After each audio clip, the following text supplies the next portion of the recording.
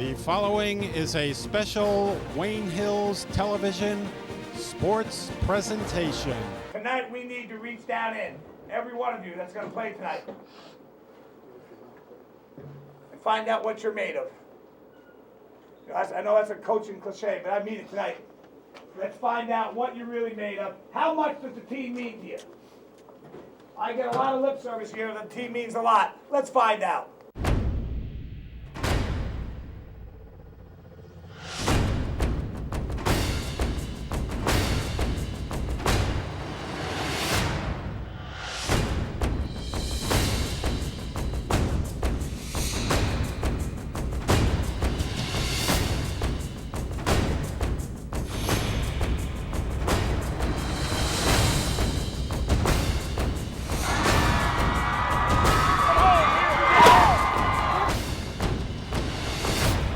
Welcome to Patriot Stadium on this frigid Friday evening for the North 1 Group 3 state semifinal matchup between the Paramus Spartans and the Wayne Hills Patriots.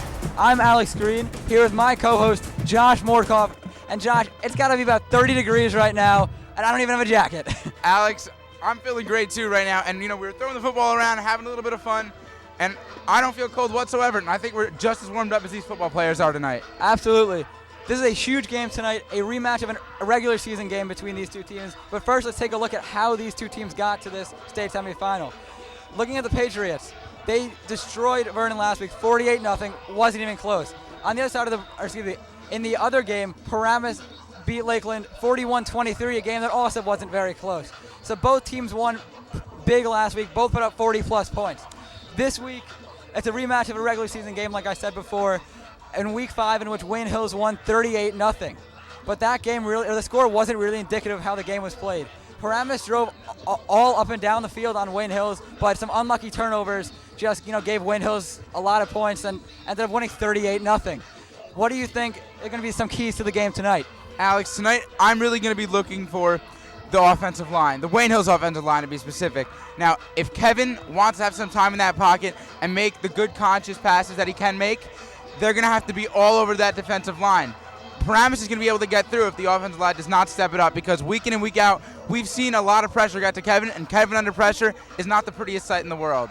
Number 2, Kevin Olsen is going to have to cope with some of the pressure that may happen tonight. And, he's going to have to keep his composure, stay inside the pocket, run around a little bit, but if he can find the open man, he's going to have a great night. Josh, I completely agree, but I'm going to go with the ground game, actually. Like we said, it's got to be 30 degrees outside. And when it's cold, the ball is tougher to catch, tougher to throw. So I think Wayne Hills, who is always a run-first team, is going to run the ball even more. Dom Santoro is coming off a 4-touchdown performance against Vernon. So we got to see how he follows up in tonight's performance.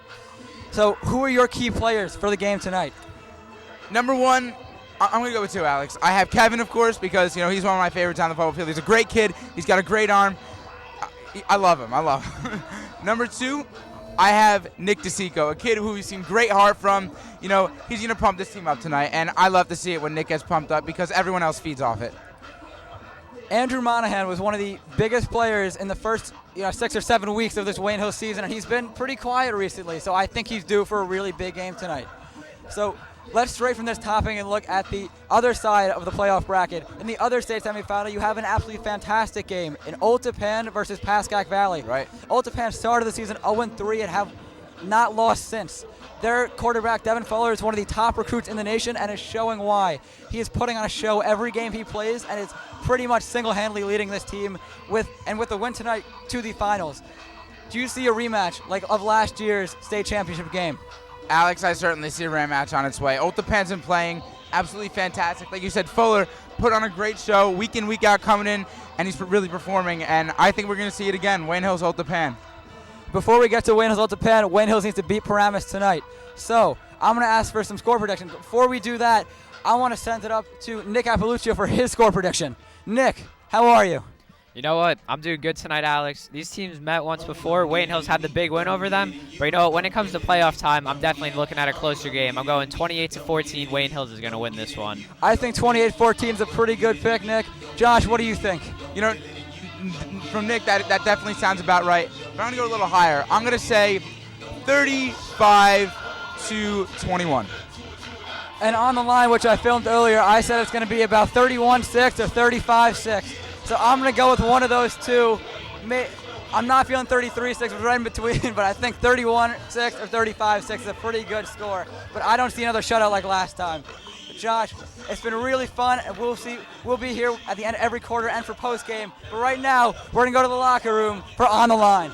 Hi, and welcome to On the Line. I'm Alex Green here with Jason and Justin Avedisian, fresh off a huge win against Vernon in the first round of the state playoffs. Guys, you won 48-0 last week, and there were rumors going around the stands that the marching band could have beaten this Vernon team. They didn't play, but you guys, even with the backups in, shut Vernon out. It wasn't even close. What were the keys to last week's game? It always starts off with great defense. Coach Demikoff's done a great job all year. We haven't allowed up that many points all year, considering how many games we've played. So defense really played strong. Yeah, the offense did what the Wayne Hills offense usually does, marches right down the field and score.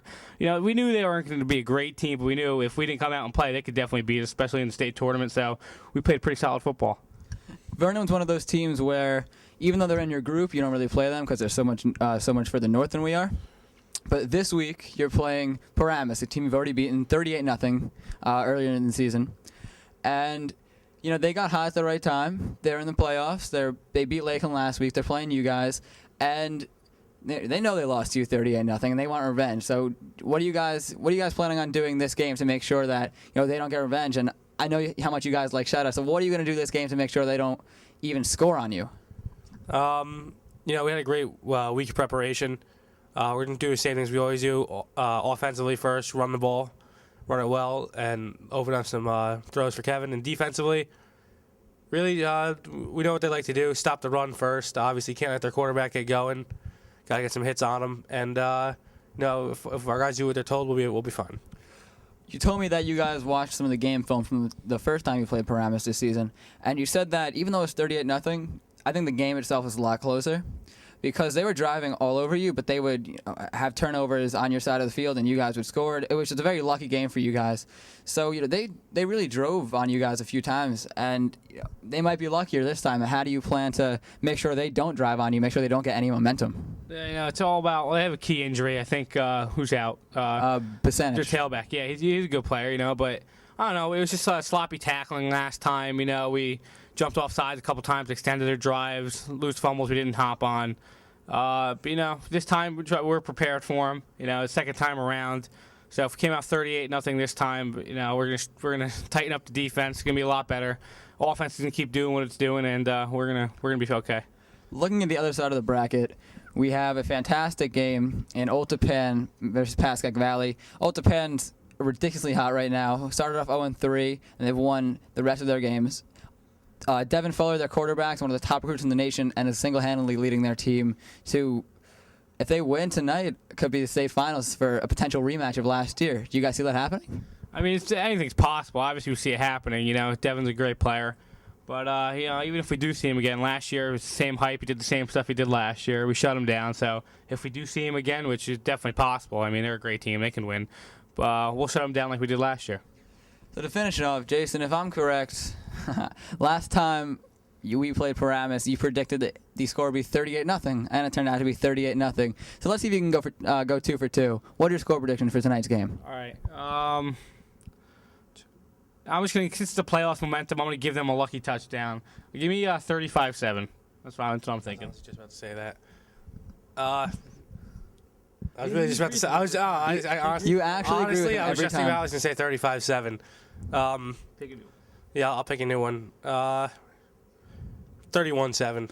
Sounds good. I'll give him a touchdown just because it's the playoffs. You never know what's going to happen. I was thinking 35-6, and then when you said 35-7, I was thinking 31-6. So I'm going to go with 35-6, and we'll see, you know, which one of us, if any, are right. But, Jason, you have the momentum right now. Obviously, you've gotten a few picks right this season. But best of luck to you tonight, and hopefully we'll see you back next week or in a few weeks with this before the state championship, maybe in the locker room at Giant Stadium. Oof. So thank you guys again for your time, and we'll be right back after this break. Four wide receiver set fly back to pass. Throws a ball, and it's going to be intercepted by Rodney Drees. Drees has a cakewalk into the end zone, and Drees brings it in for the touchdown. What a turn of events, folks.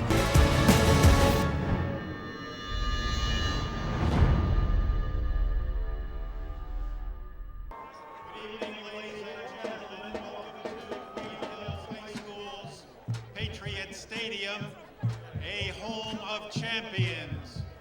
Tonight's semifinal round of the North 1 Group 3 playoffs has the home team Patriots hosting the visiting Spartans of Paramus High School.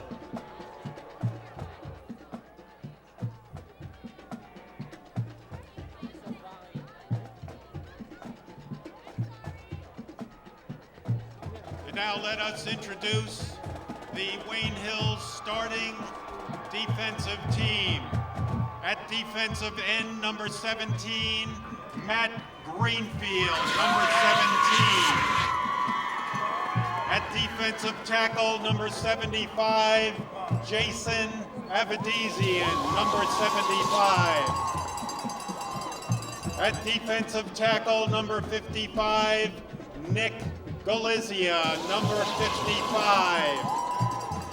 At defensive end, number 77, Rob Levine, number 77. At linebacker, number 21, Dom Santoro, number 21. At linebacker, number 59, Garrett Rubin, number 59.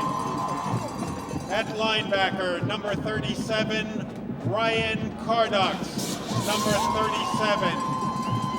At linebacker, number 22, Eric Mosko, number 22. At cornerback, number 12, Preston Quinn, number 12. At safety, number 10, Kyle Hunsinger, number 10. And at cornerback, number 25, Mike Guarino, number 25. And let's welcome the rest of the Patriot squad.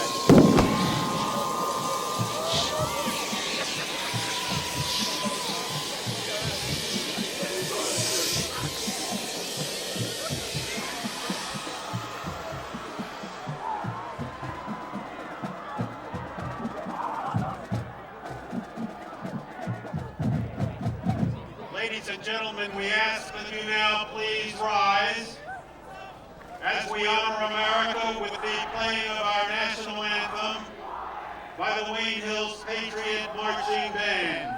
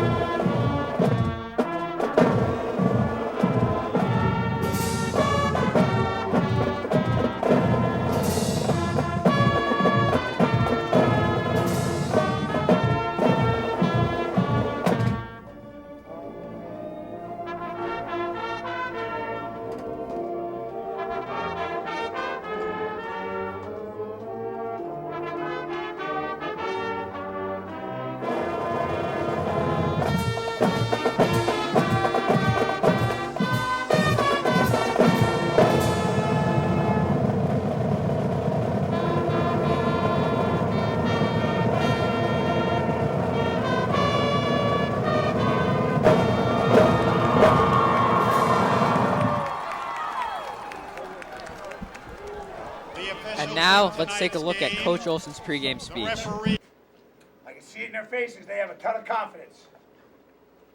This team. To win this game, you will have to play your best game of the year. If we do not play our best game, we will not win tonight. It is that simple. If we play our best game, we will win comfortably. There's no in-between tonight. It will take our best game to win tonight. Wow, you know, guys, really inspirational speech by Coach Olsen there. Mentioned how Wayne Hills has to play their best game of the season if they want to win tonight. There's no in-between for them, so either they're going to win this one by a lot or they're going to lose it. And, you know, I really find that to be true. this Wayne Hills team, they had an easy week last week, so let's hope practice was intense this week and they'll be able to win it. He also mentioned that, you know, Paramus, they're coming out as a cocky bunch of kids, and you know what? They think that they're going to win this one, and Wayne Hills needs to show them that they're not going to by coming out quick and getting the first score in this game. Yeah, I saw him warming up, and Paramus did look very good tonight. And looked pretty cocky, like you said. Well, there's a fan section in Paramus, and they have a lot of kids for you know, being an away game. I mean, second round playoff game, granted, but they do have a lot of kids coming to this game, and they're all chanting. So they have their own little student section in the Wayne Hills bleachers.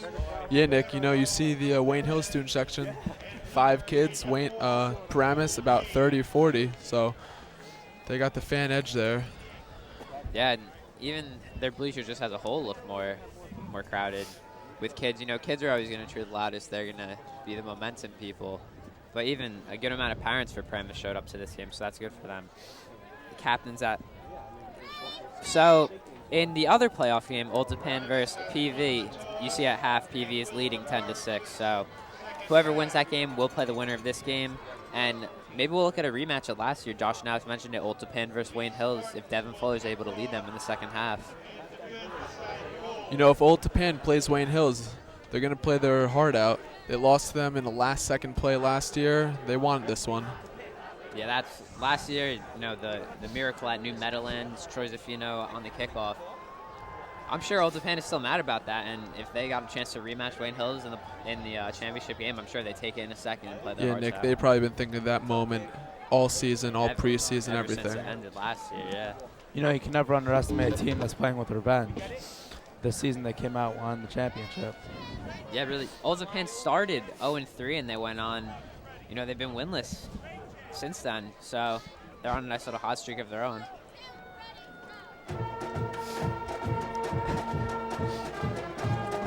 So Wayne Hills will receive in this one.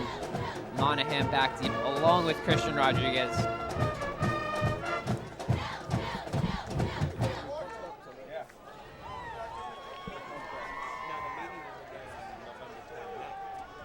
Paramus will be kicking this off, so we'll get started here. Second round of playoffs are underway. Monahan will take this one from about the 10-yard line. And I'm sure that Coach Olsen was not looking for that when he mentioned to Wayne Hills they need a quick start, but gets about the 25-yard line, going to give Wayne Hills decent field position to start this one.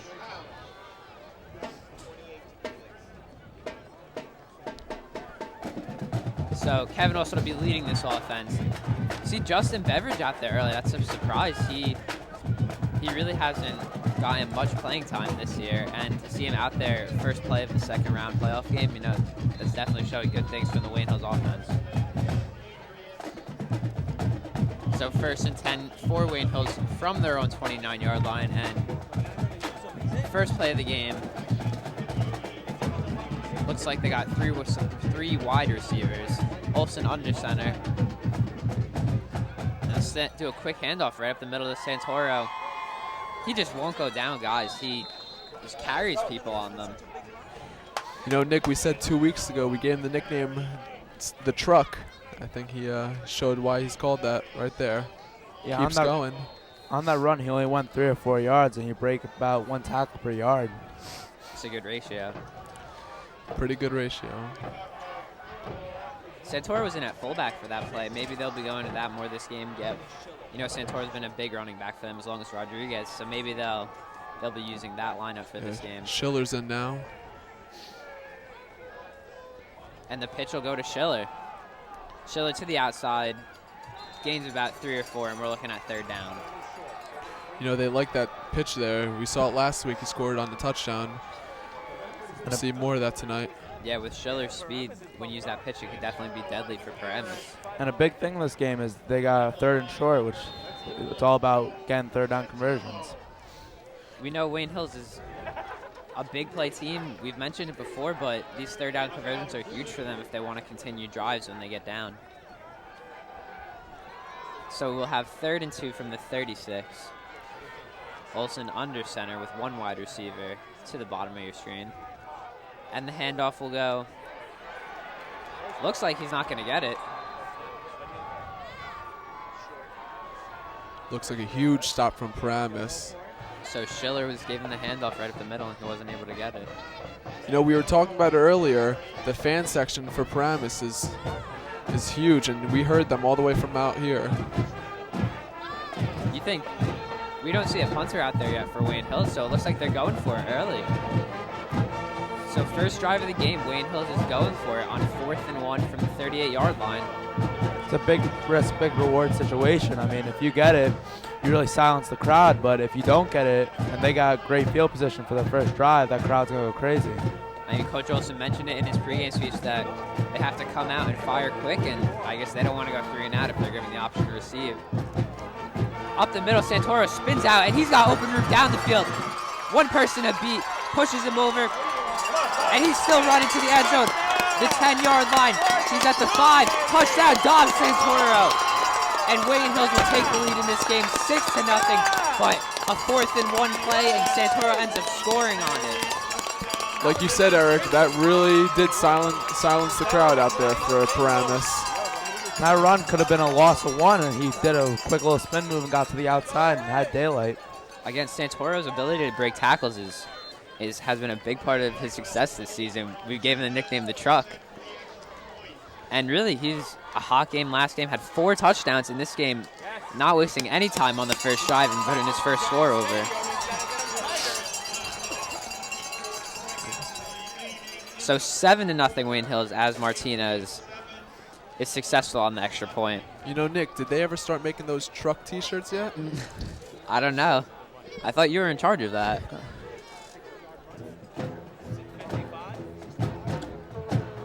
So Wayne Hills with a quick score and on 4th and 1. I mean, if they had chosen to punt on that play, this is a totally different ball game already. I mean, there's a huge difference between a 3 and out and a touchdown.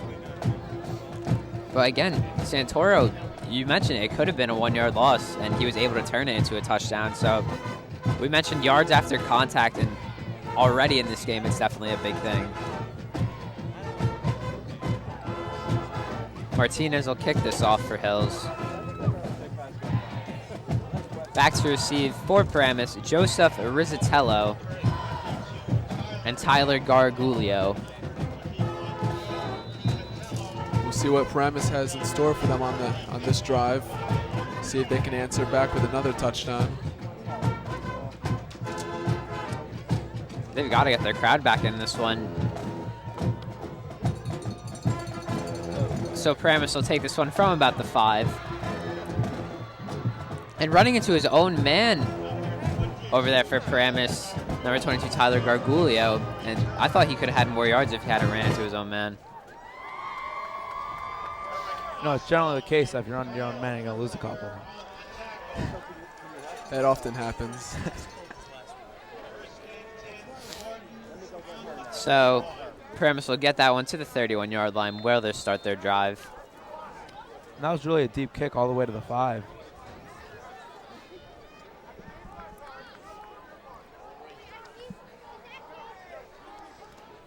Paramus will start this game off with a run. The Wayne Hills defensive line with a good stop there, though, so about 2nd and 9 coming up for Paramus. That defensive line, the whole playoffs has been amazing for them. Stopping the run has been fantastic.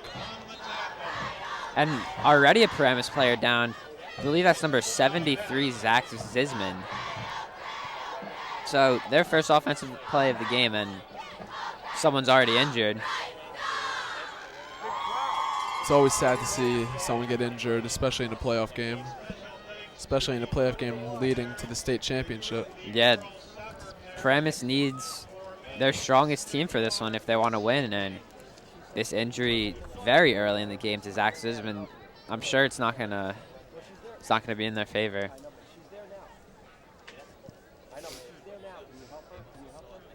It's not really as cold as it was last week. I don't know if you agree, but I'm not as cold as I was.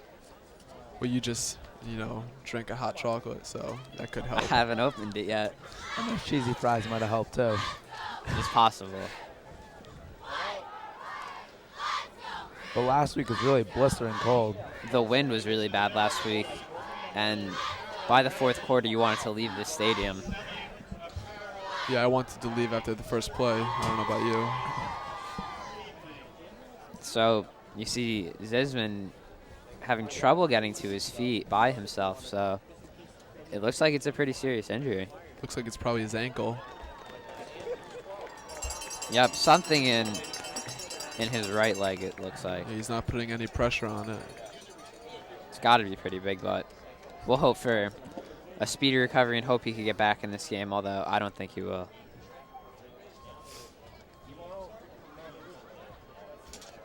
So, gain of 2 on that last run for Paramus, 2nd and 8 from their own 33-yard line.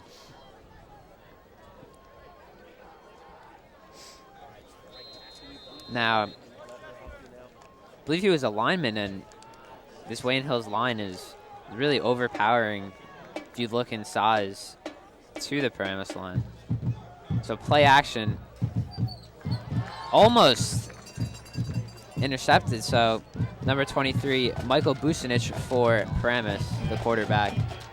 Not really showing off the arm too well on that play. The cornerbacks for Hills were really on him like white on rice. It was smothered all over him. Yeah, Wayne Hills brought good pressure that one and forced Bucinich for Paramus to get rid of it quickly. We'll see what they go here on 3rd and 8. Probably a pass. I don't know after seeing that last play, but one man in the backfield, Bucinich in shotgun.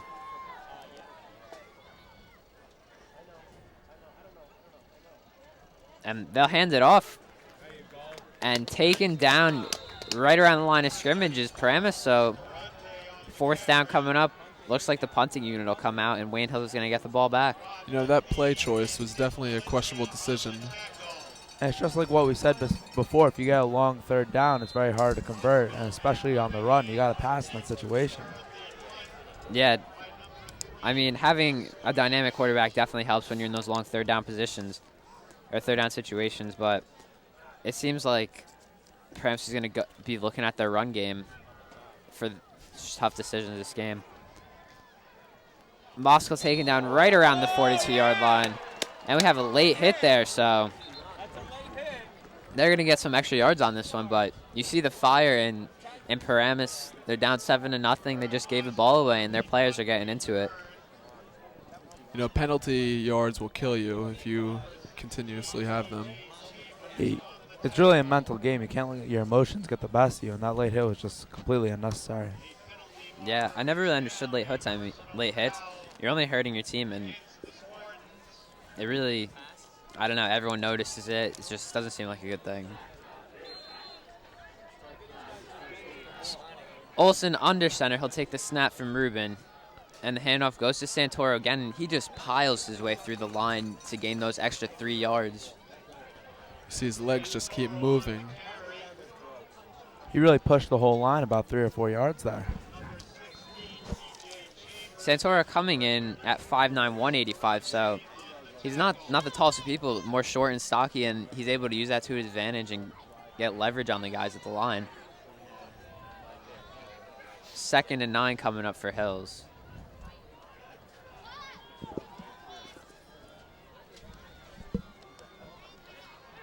The pitch will go to Schiller, and cuts in, makes a nice move.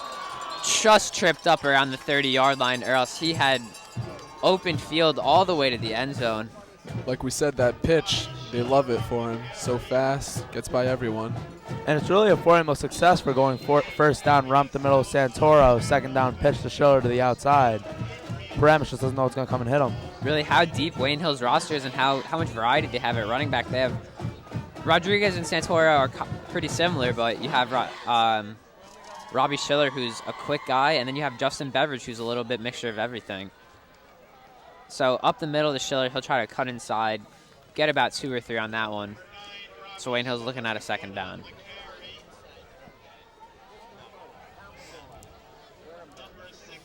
Nick DeSico checking in for the Patriots as Santoro checks out.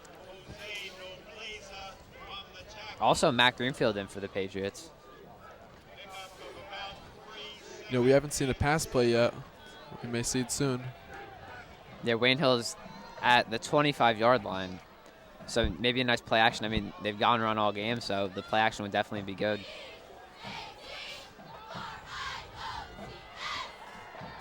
So there's a play action. Olsen looking to Monahan in the corner of the end zone. Touchdown, Wayne Hills. Andrew Monahan. No touchdown, Wayne Hills. I thought he had it from here, but the refs obviously thought otherwise. You know, he must have been out of bounds, but that was a beautiful catch either way.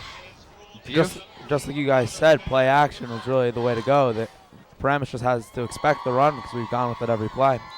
Yeah, they threw that whole Paramus defense off, and about an inch or two was the only thing that separated Wayne Hills from another touchdown or not. 3rd and 6 coming up for the Patriots. And the pitch goes to Santoro. There's a flag on the field, but he'll be able to get the first down for the Patriots. It's most likely holding. Let's see what that is. Looks like it was against the Patriots, so illegal formation against the Patriots, so they'll be 5 yards back and repeat that 3rd down. Close enough of a guess. So now Wayne Hill's looking at a 3rd and 11. And maybe we'll look to them go to the pass again. See that play action again? Yeah, I wouldn't be surprised to see a play action for this play. These deep 3rd down situations, like we said before, can really be a killer to a team. And it'll be interesting to see if they can get 4th and short again, if they'll go for it with the run up the middle with Santoro again. Olsen under center. And someone moved early on that one, so Wayne Hill's going to be back another 5 yards. So 3rd and 17 now for the Patriots. Illegal motion against the Patriots prior to the snap. So Wayne Hills goes from a 3rd and 6, in field goal position, to now they're at 3rd and 17. And now everyone in the stadium has to be expecting a pass. Yeah, definitely. There's a play action from Olsen. He looks Moskal overthrown a little bit and deflected off the hands of number 22 for Paramus, Tyler Gargulio. So Wayne Hills with a 4th down, and they'll be bringing out the punt unit. You saw how much time he had there with the play action. They were really waiting for the run. It's tough when you have to go such a long distance. He had to throw it deep in the double coverage towards the end zone. Yeah, So a deep throw was really the only option he had there, and I'm sure Paramus was looking for that too. Gignac punting for the Patriots. That one's got good touch on it. We'll see if it takes a friendly bounce, which it does. So Gignac with a good punt inside the 20-yard line for the Patriots. Let's see what Paramus can make out of this. Yeah, I'm sure the last thing that they want is another 3 and out. They'll have 1st and 10 from the the Paramus 13-yard line.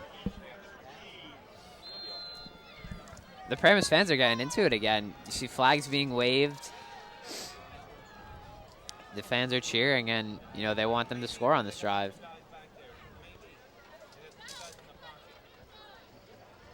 With the run up the middle, and again, nothing for Paramus, and I think they're going to need to go to the air if they want to gain yards in this game. Looks like it's going to be a long game for them. Yeah, Paramus has really not been able to get many yards per play in this game. That's what's been leading to long 3rd down situations. 2nd and 10 coming up for the Spartans. Still on their own 13-yard line. See if they give that pass play a chance. Bucinich under center for this one. 2 wide receivers. And they'll hand it off again. 34 for Paramus, Chris Durante. Maybe gain about 2 yards on that play, and that brings them to a 3rd down. You would think after all these failed running plays, they would try passing. I guess not. I guess they figure if they keep trying, it'll work sooner or later.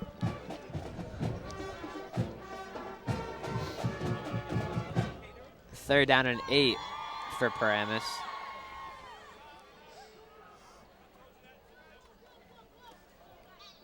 And a pass into traffic from Bucinich. Incomplete. So 4th and 8 coming up for Paramus. They'll bring the punting team out. So another 3 and out for Wayne Hills. And if they didn't go play action there, it looked like their running back had a lot of open room. Big hole. Yeah, after so many running plays, it didn't work out. I'm sure Wayne Hills expected the pass and it happened, but a run there might have proved to be successful for them.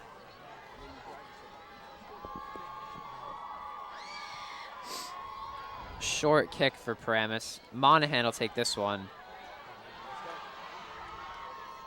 And he's down around the 36-yard line. And again, like we said before, you see Monahan run to Moscow on the play. You don't get many yards when you run to your own players. No, that's certainly a big roadblock in your running. Didn't look like he had much room to get around him, though, Eric.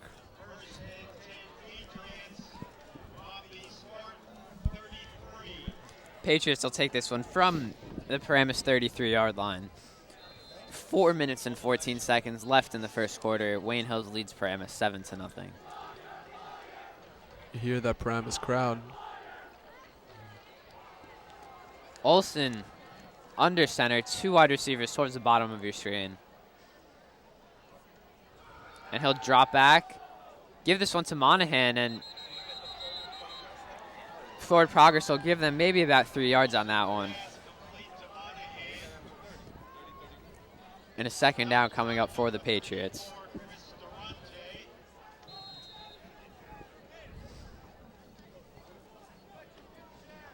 Second and 6 for the Patriots from the Paramus 30-yard line.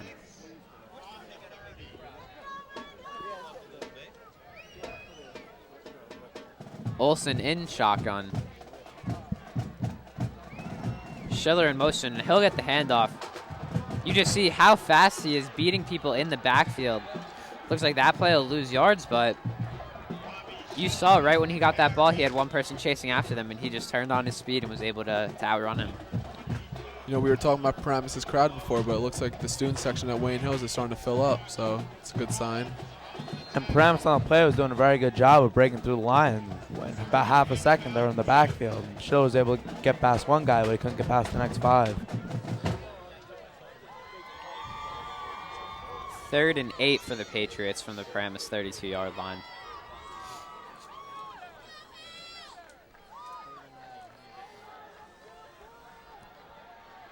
Monahan in motion.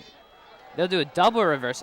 Back to Olsen. He's got one person chasing him, but Monahan's wide open. Makes one guy miss, and he's going to be down around the 9-yard line. Wayne Hills pulling out a trick play, and it proved successful against this Paramus defense. Almost didn't know what to do, and Monahan was wide open for the 20, 30-yard gain. And the trickery really had everyone in the whole stadium surprised except for the Wayne Hills team. The double reverse and to the triple reverse, the deep throw to Monahan. He seemed wide open. There's no one within 20 yards of him.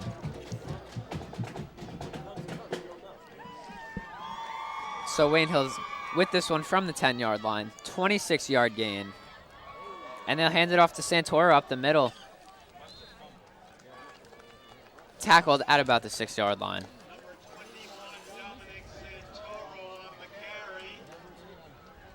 I've never seen Wayne Hills run that play before. I wonder if they practiced it especially for this game or they just learned it.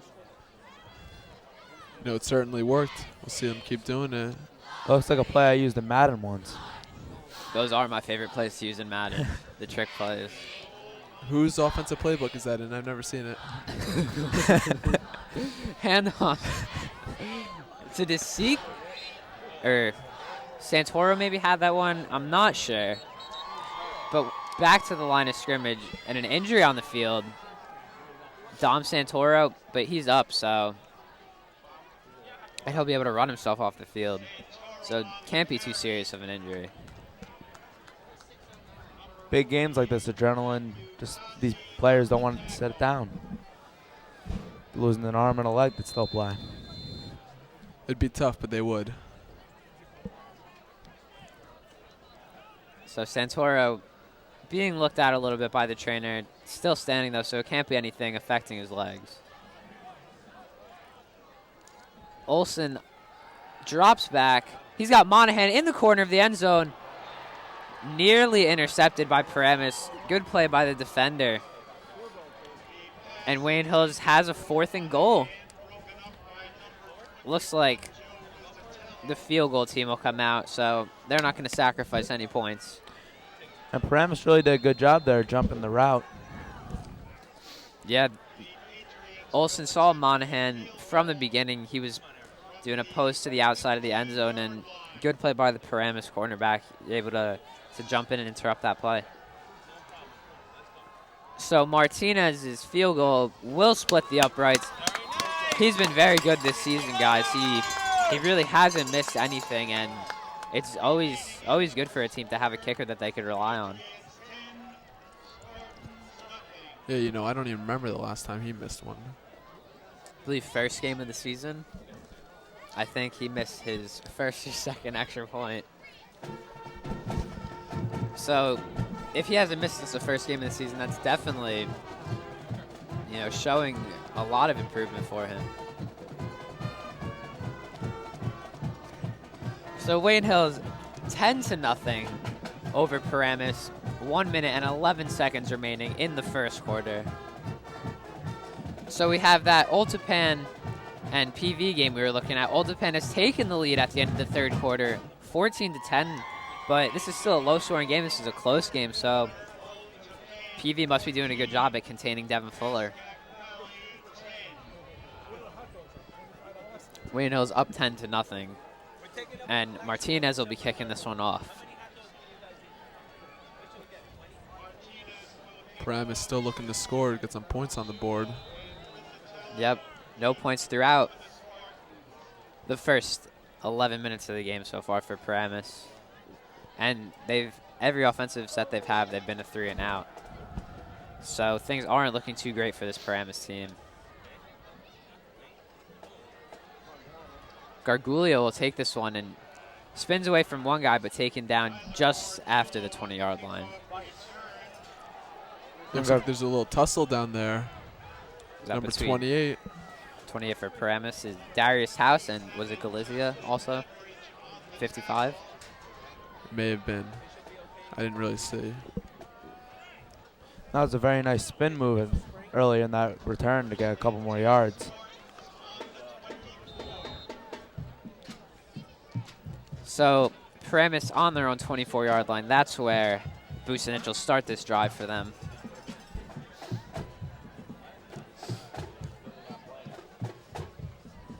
And Bucinich will do a play action. He'll roll out. Nice pass over the middle to number 80, Josh Rollins, but not able to put it in. He was wide open over the middle of the field, and looks like the pass was just out of his reach. That may be the reason why we see so many run plays for this offense. It looked a little bit like Rollins was looking up to see a linebacker coming across the middle to give him the big hit. Yeah, I'm sure that he got scared going over the middle of this Wayne Hills defense. When you're in the middle of the field, you have people all around you, 360 degrees, and any of them can come and hit you.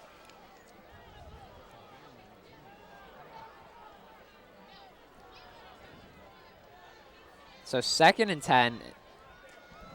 Flag thrown down. But number 34 for Paramus, Chris Durante. The field fooled a couple players for Wayne Hills on that play, Got a good gain. On the play, Christian Rodriguez really did a good job of not giving up. He got behind the running back and got him from behind. So good workmanship. Is that a appropriate word for that? Pretty sure it's I think that works. Workmanship. I think that works. If it's not, we'll put it in the dictionary for you. perseverance and determination. Perseverance and determination. Putting the team on his back. Yes. That's become the most common term we've known.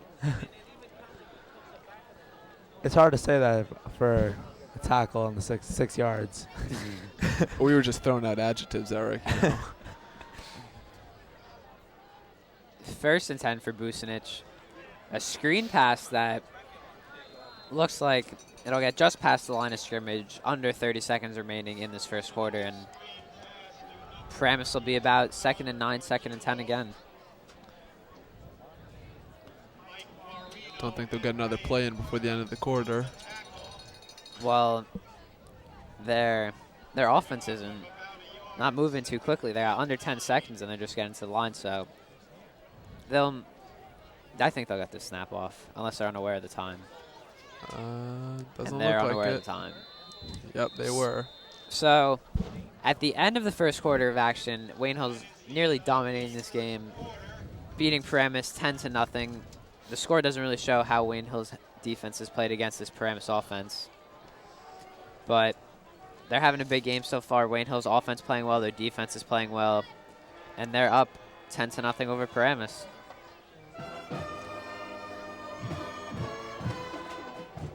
So we have our sideline reporters for the game, Josh Mordkoff and Alex Green. They have an end of the first quarter report for us. Guys, what do you got to say? Well, thank you, Nick. It was a pretty successful first quarter of this state semifinal game for the Wayne Hills Patriots. Started with the ball after Paramus deferred, and on 4th and 1, Dom Santoro with a huge 63-yard touchdown scamper to give Wayne Hills a 7-0 lead. The defense has been absolutely dominant, and Hills drove once again right down the field, got stopped in the red zone, kicked the field goal, 10-0 going into the second quarter. Josh, what did you see that impressed you? Now, I mean, that amazing run by Dominic Santoro, 63-yarder. I mean, you know, just what we've seen from him all season long. You know, he keeps his legs moving, he gets hit, he gets hit, he keeps going, he keeps going. Like, that's all it is, and that's the kind of run game that Wayne Hills is. It's been amazing. All right, Nick, looks like the second quarter's about to start, so we'll go right back to you. Thanks, Alex. So second quarter underway, and Paramus will immediately go back to the run. Gain of about nothing on that play, so 3rd and 9 coming up for them. And really, every play is looking exactly the same. 0 to 1 yard runs up the middle. Yeah, Paramus needs to switch up their game plan because the run isn't really working for them.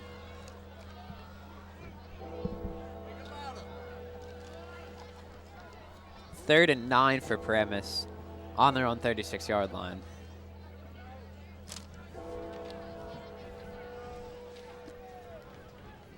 Bucinich in the shotgun for this one, trips towards the top of your screen. And another man in motion over there. So 4 receivers. Oh, big hit there by the safety for Hills, number 10, Kyle Hunsinger. I felt that one from here. Oof. And I don't know if that was a design screen or a fake screen, but they really had a good play call. Big hit there for Hunsinger. And, you know, that's really what the safety is for. They make the big hits on the field. I know Troy Polamalu is known for doing it. Jonathan Lynch who used to play for the Broncos. That's who I remember as the hardest hitting safety. So Paramus punting this one and tipped. Go out of bounds at, looks like the 49-yard line. So good field position for Wayne Hills.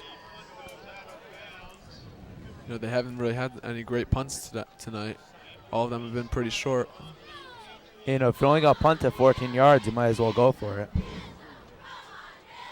So in that PV Old Tappan game, we have another update. Old Tappan able to score again, extend their lead to 21-10 over PV. You know, you can tell by that score, Old Tappan's on a mission to get the ring back that they lost last year. Yeah, once you get Devin Fuller started, you don't really stop him, and I'm guessing he's on a roll. You know, Old Tappan was down in that game. They went up 14-10, and now they're up 21-10. So Devin Fuller probably started on a roll that game. Schiller up the middle, able to get to about the 30-yard line before he's finally taken down. Really beautiful blocking on the play. Every time he thought a guy was going to tackle him, build another hole. Yeah, his speed is part of that. And then again, good blocking on that play. And Schiller, good job for following his blockers on that play. Yeah, the offensive line the past 2 weeks have just made great holes for these running backs. 1st and 10 from Paramus' 31-yard line. Olsen gets the snap from Ruben, and he'll go and play action. Has one man chasing after him, and he'll just go down and around the 41-yard line. It's the first time you really saw Paramus get a great defensive play. You know, that's really a momentum booster for them. And he doesn't look too happy on that one. Possibly a block miss, but That's a big loss for Wayne Hills. And really, as soon as Olsen turned around after the play action, he saw a man coming at him, and it's hard to make a decision that quick. Yeah, he had to decide. He decided he was going down for that one. Really had two guys coming after him, so even if he dodged that first guy, still looking at a tackle for Paramus. Yeah, you see Peyton Manning do that. You just see him drop when he knows he's going to get sacked, so he avoids any injury. Yeah, better not to risk injury on that one if you're positive of getting sacked.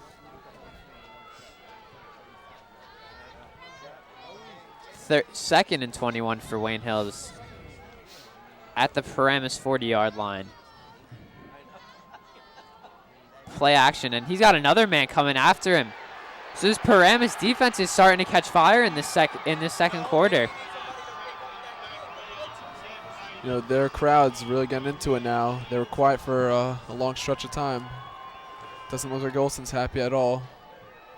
And really, two great defensive plays by Paramus back-to-back, cutting right through the Wayne Hills offensive line.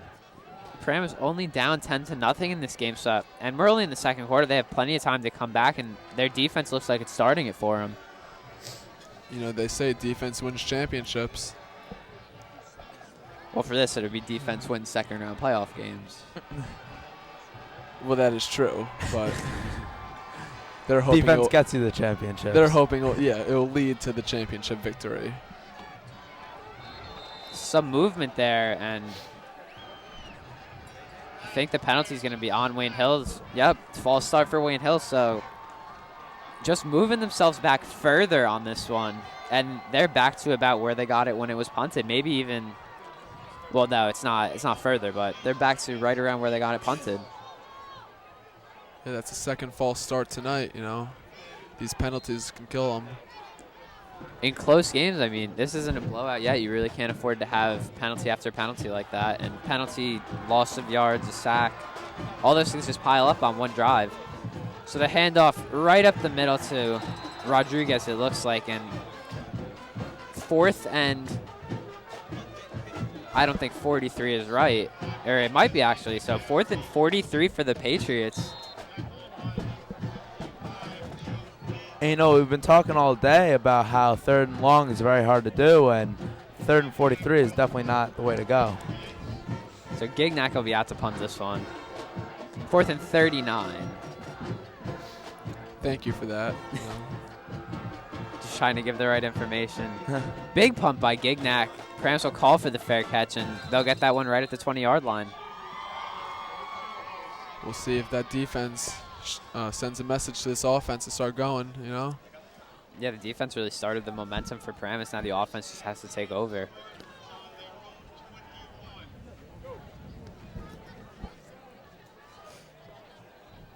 So Paramus on the 21-yard line.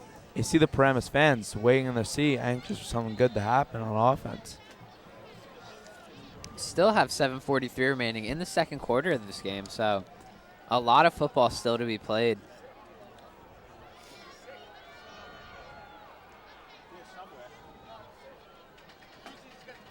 Play action, and Bucinich right over the middle. Good pass to number 22, Tyler Gargulio, and just like that, Paramus moves the chains on their first play. You know, they just keep getting good play after play. This is going to lead to good things for Paramus. And that student section for Paramus is going crazy. They got balloons going around and flags waving. Yeah, you know, I don't think I've ever talked about a student section so much before. There's probably the best one I've ever seen. And it's an away game. Yeah, so I can't imagine how their fans are at home games. Very similar atmosphere to a college game. Well, their bleachers are pretty filled, and again, this is an away game for them. Handoff up the middle for Paramus. He's still not down for them. Durante on the carry, and he just wasn't going down.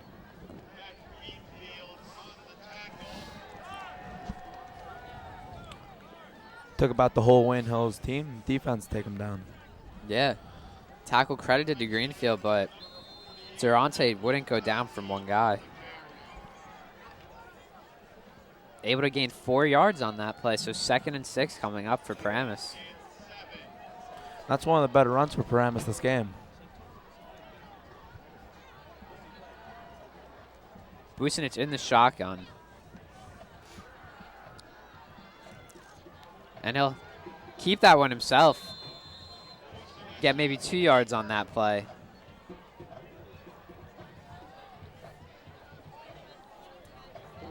We'll see a pass play here. I can almost guarantee it. Yeah, 3rd and 6, and their run game hasn't been the strongest thing. 3rd and 5. You know, 3rd and 5 is really a good mid-range area for a 3rd down conversion. They can run or pass, do what they have to do. It's a lot better than a 3rd and 20. Yeah, but I think after that defense had a great stop, I think this offense really needs to score here to keep the momentum going. Bucinich in the shotgun. Double play action. And he's got a receiver open. And almost seems like Kardosh was knocked down by Santoro. But a 3rd down conversion for Paramus, and they're driving down the field in the 2nd quarter.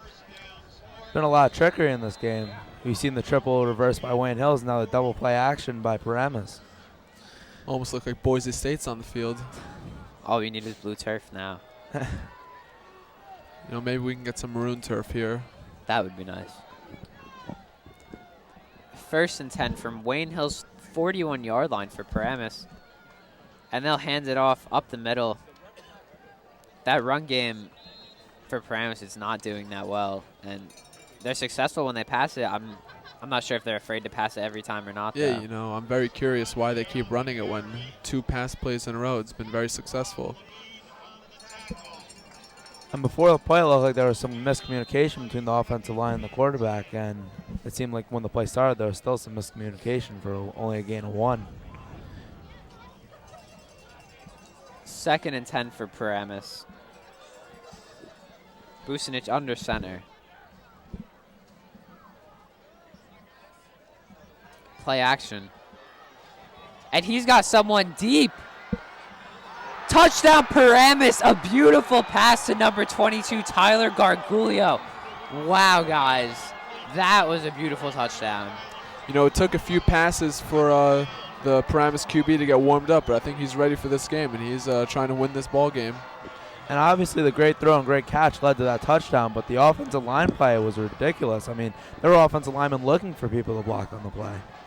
Yeah, on the play action, that really gave Bucinich the right amount of time he needed.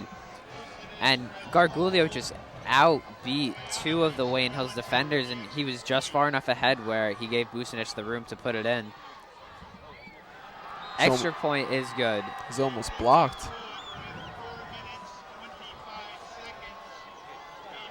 We'll see how Wayne Hills answers that touchdown, if they can score another one before the half. Coach Olsen did say they have to play their best game of the year if they want to win this game. Hills gets the ball back here at 4:25. They really. So, a replay of that nice pass from Bucinich. There you see play action, and no one near him. And then with the deep pass, beautiful catch there by Gargulio, and that gives Paramus their first score of the game. And Hills is going to get the ball back here at 4:25, and you got to hope if you're Wayne Hills that you're going to have the ball until the end of the half and really use great clock management. Yeah, Wayne Hills, they can't give Paramus the ball again because this Paramus team is looking good right now. The 2nd quarter has been good for them. Haven't let Wayne Hills score, and they've put across their own touchdown. Short kick. And that one will go out of bounds, so a flag on the kicking team for Paramus.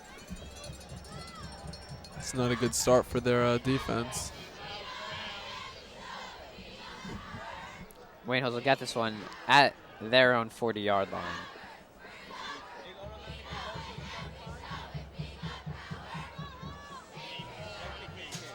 It's going to be a great matchup right here. This offense that needs to answer back, and this defense that just had a great stop last time. 4:25 remaining in the 2nd quarter. Wayne Hills still leads Paramus 10-7. This is probably one of Wayne Hills' biggest drives so far of this game.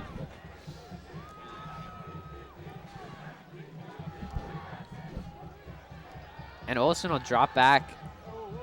He's got Monahan able to to hold that one in, but only for about 2 or 3 yards, and second down coming up for Wayne Hills.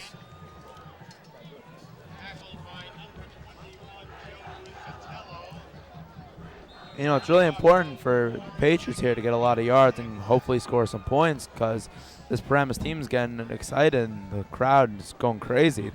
They're looking for a win. Yeah, and Paramus is getting the ball after the half, so. Handoff up the middle to Santoro. Makes one guy miss. Makes 2 guys miss, and he'll get the first down and then some.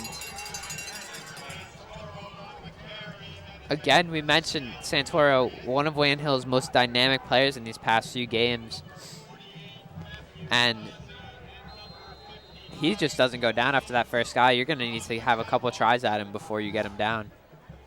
And really, 3 great stiff arms and 2 great jukes got him 15 yards. Could have been a gain of only 2 if he didn't use his agility that well. Up the middle to Santoro. Looks like he was stopped by our own guy for Wayne Hills. Yeah, the Wayne Hills line really had to stand there around the 45-yard line. So a second down coming up for Wayne Hills. 2nd and 8 from the Paramus 45-yard line.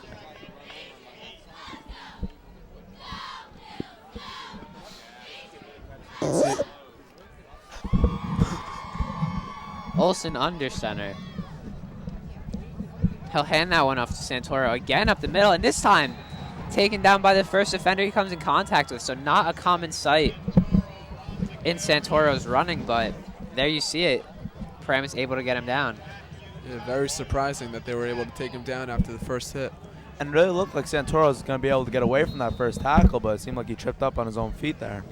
Yeah, it looked like Paramus was just able to grab his foot as he was getting away and take him off balance enough to get him down.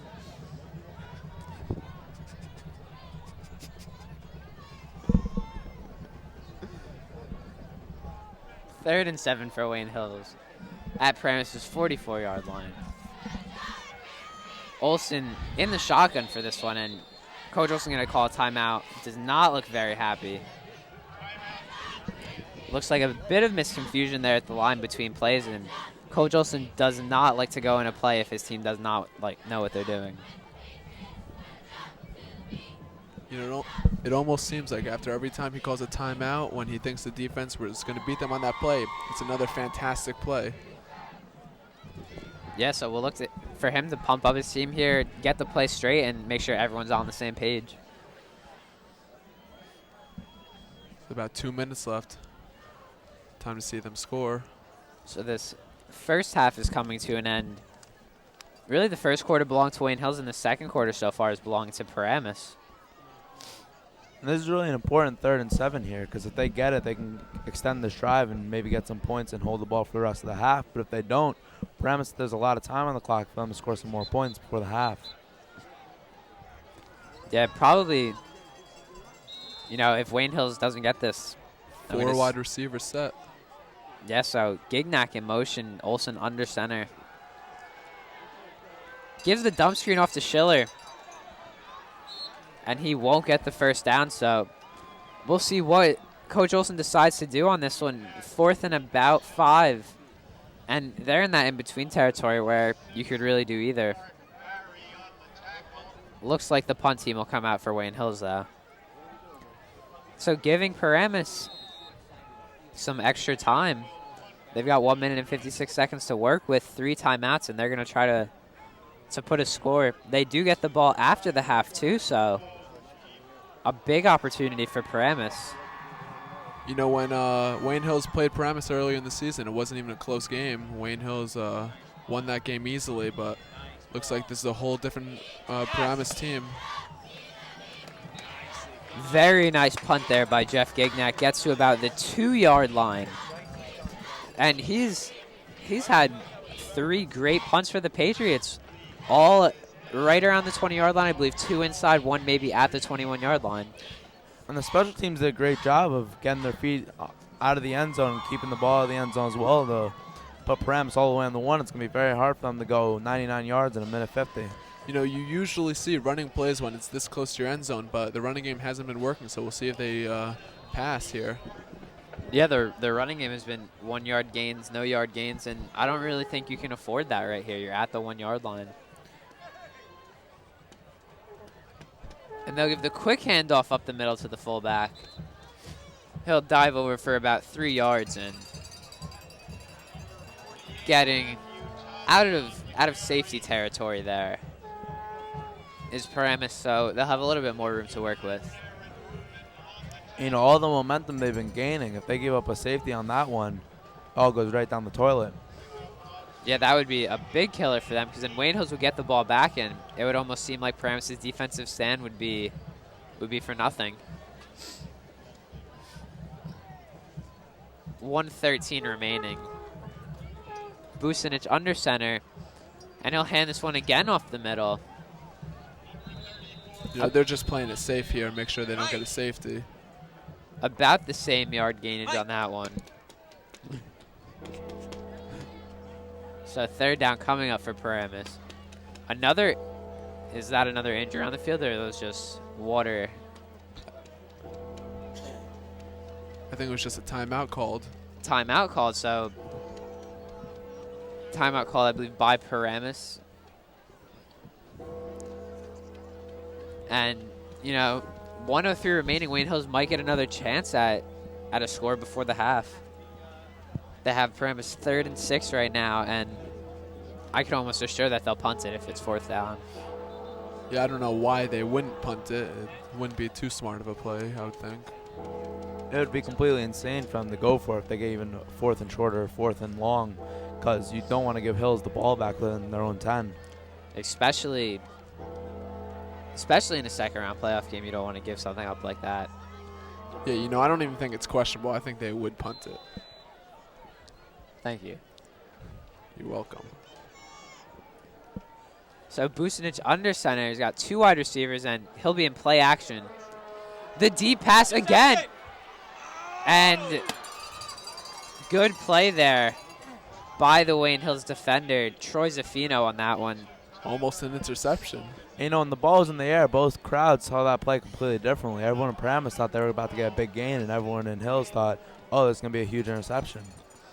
It almost goes to be the huge interception for Wayne Hills, and now 4th and 6 from the 9-yard line. Paramus will be punting this one away. Within their own end zone could be Yeah, they gotta get this one off. Another bad punt. And Monahan will take this one. He make one guy miss, and he's to the outside. Got one guy to make, and he's down right around the 5-yard line, but a good punt return for Andrew Monahan there. And that was really a great job of avoiding the first line of defenders. He could have been down at the 40, and now you're looking at 5 yards from the end zone with 40 seconds left. You got to expect Hills to put some points on the board here. We can watch the pitch. I can imagine that play happening. It always works down here. So maybe Paramus might have been better off going for it on 4th down because Wayne Hills at the 9-yard line now. Handoff up the middle. And the referees will stop that play there. Santoro on the carry. So 2nd down coming up. 28 seconds left. They call timeout. They're trying to get some points on the board here. Yeah, if Wayne Hills is able to put a touchdown right here, that's huge. They're up by 2 scores then to Paramus. A field goal, really, I don't think that's what they're looking for. I can't even see Hills attempting a field goal in this situation. They're going to, even if it gets to 4th down, they're going to go for the end zone. Got to go for the touchdown. 28.5 seconds remaining in this 2nd quarter. Wayne Hills leads Paramus 10-7. And they're in scoring third again on the 4-yard line. You know, for most of us, this is surprising, the score. We thought Wayne Hills was going to have another playoff blowout. Surprising. I mean, it goes to show the playoffs is a whole new season. They played in the regular season 38-0, and now it's a real close game going into halftime soon. Probably a run. And the handoff. That's a little bit of trickery, and that's a touchdown for Wayne Hills. Number 22, Eric Moskal, on the wide receiver around. And just like that, Wayne Hills goes up 16-7. And really, the halfback fake set that one up. Everyone in Paramus thought the halfback got the ball, and the wide receiver came from the outside and really brought it in. Yeah, Moskal was not the target to run on that play, and Paramus thought it, I thought it as well, and the halfback fake, it really did work well for them. Almost blocked, but Martinez able to put that one over and give Wayne Hills the 17-7 lead. And this is definitely what Wayne Hills needed going into the half, especially with Paramus getting the ball after the half. And you can just see Paramus' body language. They're deflated by that late half touchdown.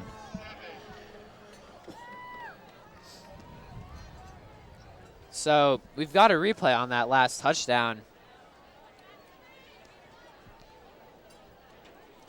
So Monahan's first return from that punt makes a couple guys miss, and he almost scores, except he tried to cut back inside. And then there's that fake right around the end to Moskal, and he's able to score for the Patriots.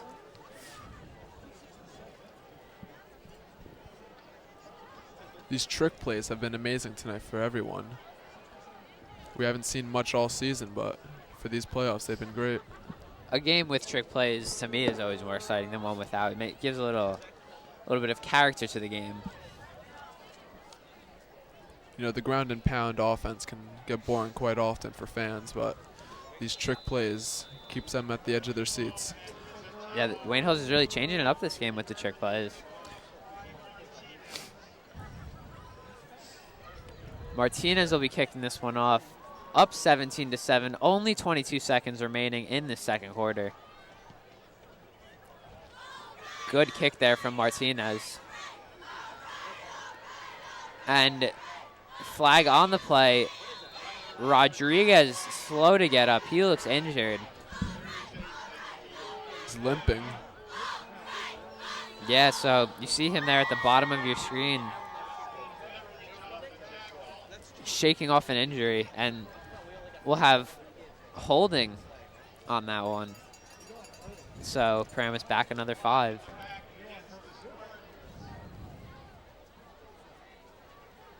And you gotta expect Paramus not to go for take a shot going deep here because they don't want to risk an interception and turn for a touchdown. It won't be crazy to see them take a knee or maybe go for a little up the middle run. But it would fool everyone if they did pass, so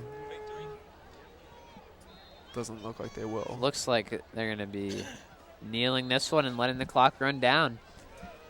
So that'll be the first half for this second round playoff game. Wayne Hills leading Paramus 17-7, and it was getting to be a good game, and then that punt for Paramus really, well, first it started off with the good punt by Gignac, getting them inside the 10-yard line, and then that awful punt by Paramus, giving Monahan the chance to return it big. So we've got our men down at the field, Josh and Alex. They'll give you their thoughts on the first half of action. Thank you, Nick. So, Josh, the first quarter was all Wayne Hills, and up until the last minute or two of the second quarter was all Paramuses. They had a big touchdown reception that we both thought was going to be intercepted, and fantastic catch, made it 10-7, and Hills punted, luckily played fantastic defense, got the ball back with a minute left, fantastic punt return by Andrew Monahan to the 9-yard line, and 2 plays later they scored on the end around by Eric Moskal, making it 17-7 Wayne Hills, which is absolutely huge for Wayne Hills, giving them even more momentum they already had, and also considering that Paramus starts with the ball in the second half. What do you think was really the biggest key of the second quarter, Josh? You know, for Paramus, certainly, they did what we saw them do last game against Wayne Hills. They just kept the ball moving. And for the Wayne Hills offense, I mean, again, the running game is looking fantastic. They're moving the ball up the field perfectly, you know, keeping the legs moving like they always have been. And we just saw that touchdown right there in the end around. That was beautiful. And now we've got a 17-7 lead, and I think Wayne Hills has it thus far. Well, You know, we saw it last time, even in the 38-0 win in the regular season, Paramus still drove up and down on Wayne Hills. Right. But they had some unlucky turnovers, which is why it was a shutout. And they capitalized in the second quarter, and we'll see how they can capitalize in the rest of the game. But right now it is 17-7 Wayne Hills. But on the other side of the bracket, a potentially even more interesting game in Old Japan versus PV. And you can see the graphic at the end of the third quarter going into the fourth quarter. Old Japan has a 27-10 lead over Pascack Valley, thanks in large part to Devin Fuller. Quarterback, top 40 recruit in the nation, playing absolutely out of his mind after his team started 0-3, as we mentioned in pregame. And it looks, as of right now, if the scores hold up, it's going to be a rematch of last year's state championship. I think this will be a great one at Giant Stadium this year, Alex. I'm really excited. Well, we got another 24 minutes left in this game, but hopefully Wayne Hills will keep their lead. And in the other games, another 12 minutes left, but with a 17-point lead, I think Old Japan has it. But the band is about to start, so right now we're going to go. We'll throw it to the band, but we'll be back with the start of the third quarter.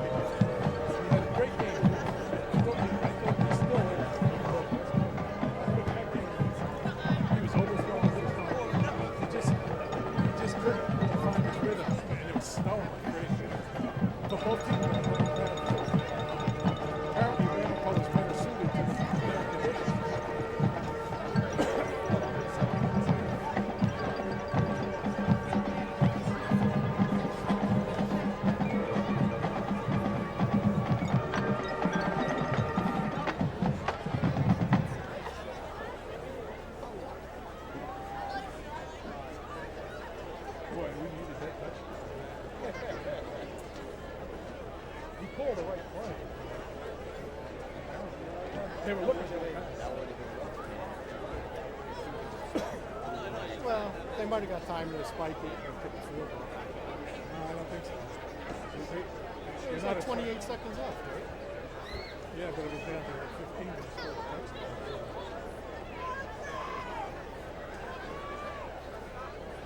Must be close to 40 now. Yeah. That was Warren's touchdown. Time to put the meat up. I can take the cold, I just can't take the wind.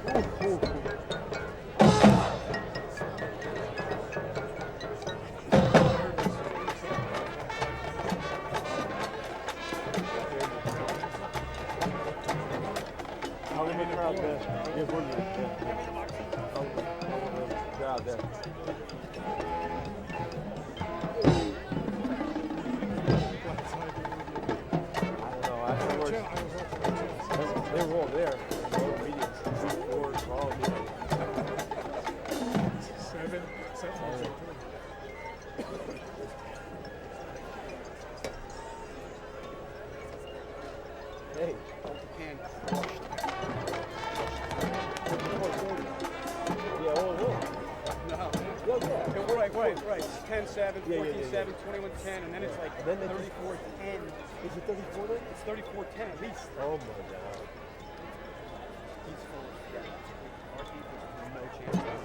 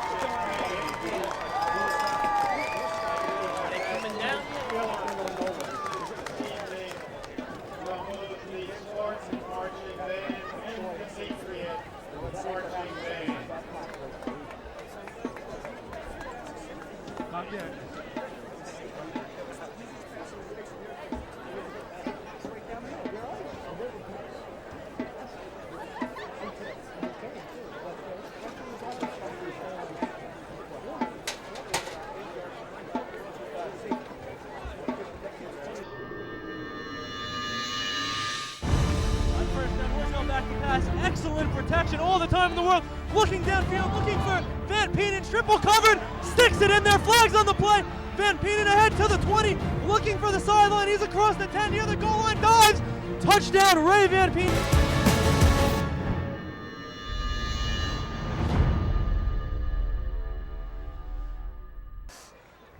Welcome back to Patriot Stadium, where Wayne Hills is currently leading Paramus 17-7 at the start of the third quarter. Right. So we're back here. Josh, there's about 45 seconds left before halftime. What are your keys for the second half? Alex, Wayne Hills needs to play small ball. They need to push this ball up the field, and they're going to see victory instead of relying on these huge plays that don't always happen as often.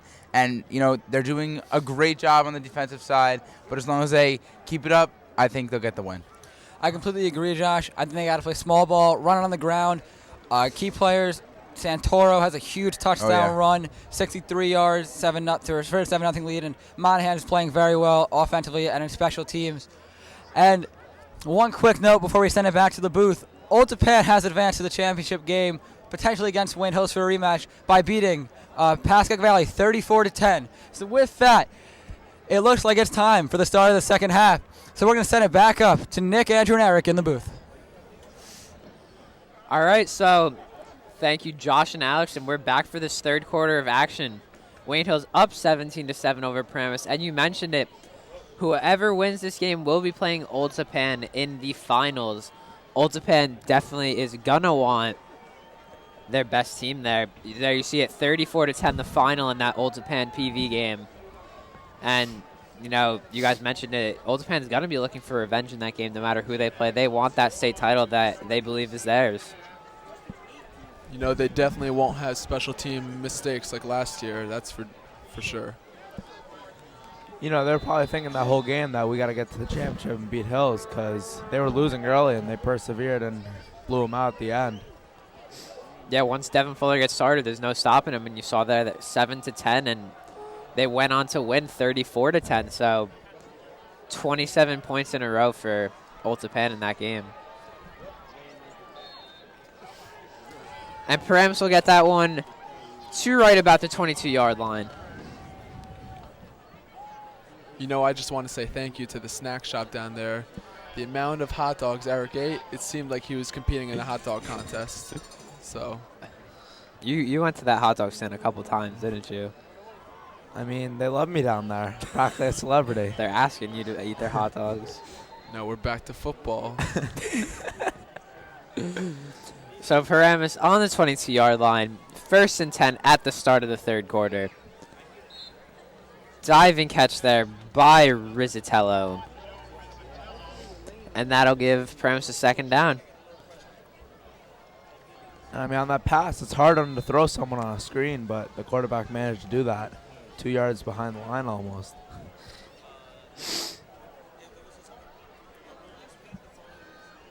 Second and 7 coming up for Paramus.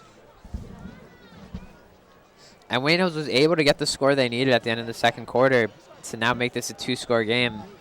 I mean, if we were looking at it how it was before, this was 7-10 in Paramus. I'm sure that they had more emotion than they do now. The quick handoff goes up the middle, and good stop by the Wayne Hills defensive line. They're not going to let Durante get any yards on that play. Yeah, you know, it's still surprising why they keep running the ball so much, you know. The past game has worked so much for them. Their touchdowns on a pass, and that's their only score of the game. And this Wayne Hills defensive line, every time they go to run, they're going right through the run block. And they're running back every time for a loss of 1 or a mere gain of 1. You know, the offensive line, their pass blocking has been pretty good for Paramus, but their run block has been not too good tonight. So Bucinich in the shotgun. 3rd and 6. Flags thrown on that one. A false start on Paramus, so 3rd and 11 now. No, that's a bad way to start this half. False start, just loss of yards. They can't do this in such a close game. And that's going to bring up a 3rd and 11, and that's, oh no, 3rd and 16, I'm sorry, right? 11. 11, sorry. It's the bring up a 3rd and 11, and that's really, it's hard to get a deep conversion like that when you need momentum, score a touchdown early in the 3rd quarter. Let's see what they're definitely going to throw a pass here. I'd love to see one of those trick plays right now. 4 receivers set for Paramus. Bucinich with the play action, fakes again, and he's got someone coming at him.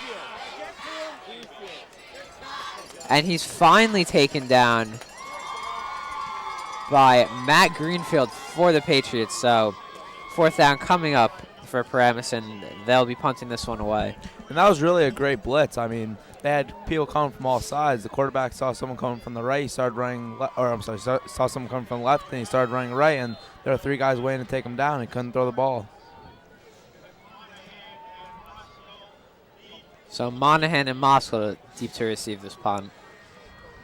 Paramus' punts haven't been their best part of the game, and we'll see on this one. Nowhere near their best.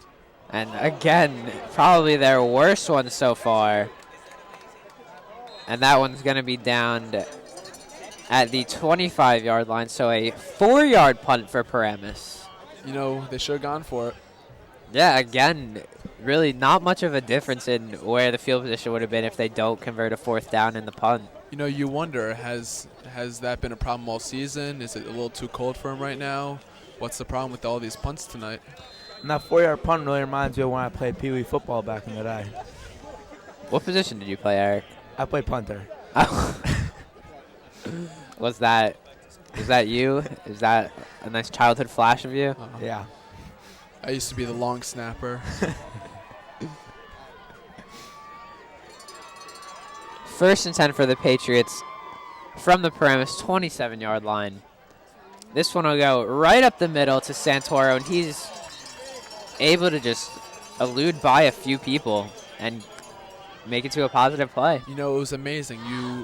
On that play, it looked like Paramus got right in and they were going to get a tackle in the backfield, but then Dom just ran straight up the middle and got a nice gain. And I know we called Dom the truck, but on that play, it was looking like a Mercedes in the way he went from 0 to 60 in 0.5. It's a good reference. 2 receivers set for the Patriots. And they'll hand this one off again to Santoro. He's got a hole, but a good tackle by Paramus. He'll get the 1st down, but good tackle by Paramus, not letting him get the touchdown. You know, I think his new nickname can just be the Automobile. Or he can be Toyota keeps moving, you know, keep on going. Nice, reliable running back. I own a Toyota. And It's really, great to hear. The offensive line did a great job of creating a nice large hole for Santoro to go right up the middle, a little to the right, make a quick cut, and 1st down hills. 1st and 10 for the Patriots on the 13-yard line. Olsen's going to fake this one, and he's keeping himself. He's to the outside.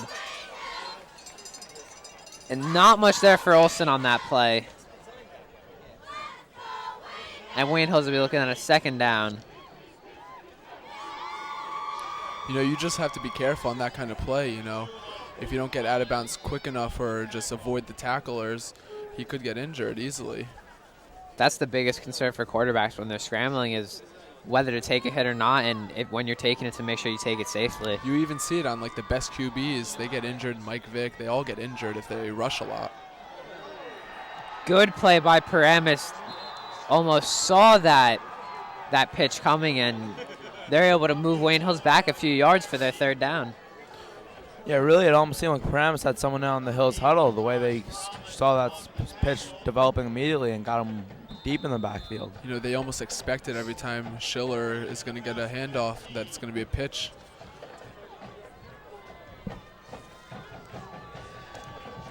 Third and 6 for the Patriots. 3rd and 13, excuse me.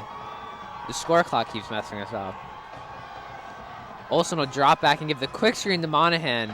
He makes one guy miss, but he's still moving, but not enough for the 1st down, and Wayne Hills would have the choice here to either kick the field goal or go for it. As you see Martinez get on the field, I think they're going to kick the field goal. You know, they can't give up any points here. They got to score as many as possible. You know, even though he didn't get the first down on that one, it was really a nice spin move and way to keep the legs moving by Monahan to get a good pickup of, what, 6 yards? Yeah, you see that move, that spin move by Monahan quite frequently, and you don't see it by many other players, but it really works. He really has it down to a science. So Martinez will split the uprights. Martinez, one of the quiet people for Wayne Hills, but he's been having a big season. Hasn't missed since the first game of the season. That's quite a good streak he has. 20-7, the Patriots will lead. And 7:25 remaining in this third quarter. This game's starting to extend a bit.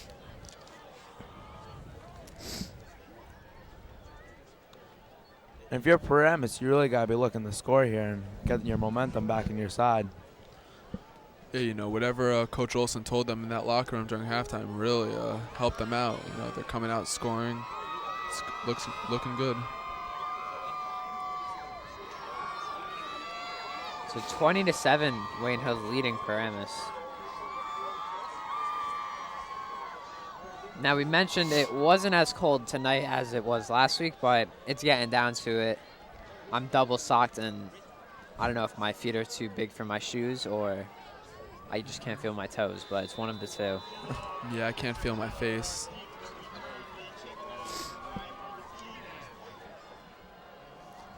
And Martinez will kick this one off. Great kick by Martinez. That one will get to the end zone. And that one looked like it was almost going to be a field goal. That was a beautiful kick. If it was a field goal from out there, they should give me 9 points, not just 3. Paramus will be taking this one at the 20-yard line. Quarterback Michael Bucinich will look to lead them within 1 score of the Patriots.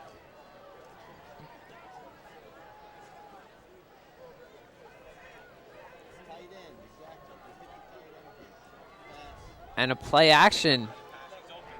Good pass there for Paramus right to number 80, Josh Rollins, and maybe they're switching up their game plan a little bit, see the run isn't working, and now they're going to start going to the pass. Yeah, I think they heard Coach Andrew tell them what they need to do, and I think they got this down. Heard me talking up here saying they should pass more. That's a possibility. I'm not sure it's our best possibility, but it's a possibility. I mean, one pass doesn't always mean that they're going to go to a passing style offense. Don't be surprised if they run here in the side formation. Wait, are you willing to bet on that? No. Well, I'm not a betting man anyway. Well, I am. Oh. It looks like Eric would have gained some money there, huh? I did bet on it, so I did gain money. 2nd and 10 for Paramus. As you see them going back to the running play there. Not really able to gain much yards. 2nd and 8, excuse me. And it really baffles me why they go back to the run. I mean, they went to the pass and it worked perfectly, and all day the run hasn't been doing anything for them. I believe you said that you expected them to run. I expected them to run, but it's a a shuffle pass and taken by Wayne Hills. Touchdown for Wayne Hills. Number 84, Joe Lane on the interception. And similar to last year's play with Jason Evidesian, this time it's Joe Lane able to score for the Patriots on the line. And they'll be up 26-7 over Paramus. Yeah, it looked like Bucinich got confused to which team he was supposed to pass to on that play. Yeah, just gave a shuffle pass and it seemed right to Joe Lane, and he was able to score. And it looks like the tip drill Olsen's been running in the offseason and all over practice has been really working out for this defensive line on that play. Martinez looks to continue to be perfect on the night, and he'll do just that. Splitting the uprights for Wayne Hills, and they'll be up 27-7. Got a replay of that last touchdown for Joe Lane. See Bucinich with a little bit of a pitch deflected and taken by Joe Lane. And the one guy he had to make miss was Bucinic, and not really the most efforted tackle by him, but Joe Lane nonetheless scoring a touchdown for the Patriots. And so often when you see a big defensive lineman going up against a quarterback, it's like a lion going up against a rabbit in the jungle. The lineman's going to beat him every time. Well, most of the time. You know, they're just trying to put this game out of reach for Paramus. I mean, if I saw Joe Lane running towards me with a head of steam, I'd move out of the way too. I'd close my eyes and hope for the best. 27-7, the Patriots lead. 6:28 remaining in the third quarter. And they've really just taken over this game since halftime came.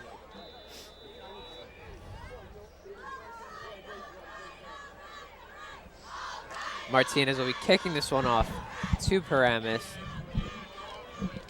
Deep for Paramus, we have number 22, Tyler Gargulio. He's been back there all game. And it'll go to him. So a good kick by Martinez inside the 5. But Gargulio able to make some people miss and gets her around the 20-yard line.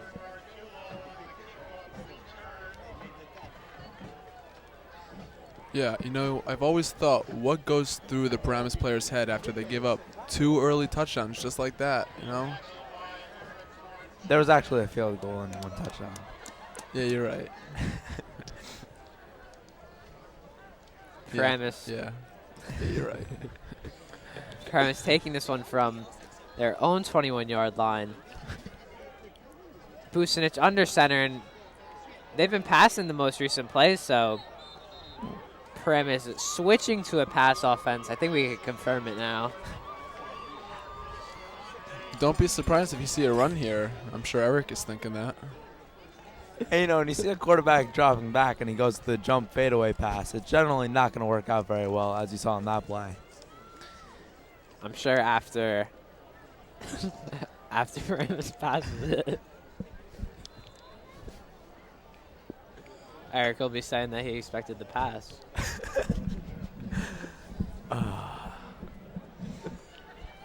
Second and 10 for Paramus. And Bucinic with the pump fake over the middle. And Paramus is going to hold that one in, so good play for them. Good pass play, and that'll be a first down, and they'll move the chains. That was really a beautiful catch. He was going down. He was able to have the hand-eye coordination to get the ball right into his hands as he was going down. They just need to keep moving the chains if they want to still compete in this game. One more score for Wayne Hills, and it could be almost over. I mean, when this half started, it was 17-7, and now it's 27-7. If you're Paramus, you got to start getting to work on that comeback. So no one in the backfield for Paramus. Bucinic goes deep, and there's his favorite target, number 22, Tyler Gargulio. And he'll get a big gain on that one. Looks like 40 yards. And Paramus rallying a little bit in the middle of this third quarter. And really late in the second and early in the third, this Paramus crowd has been real quiet. But after that deep pass, you just see them going crazy.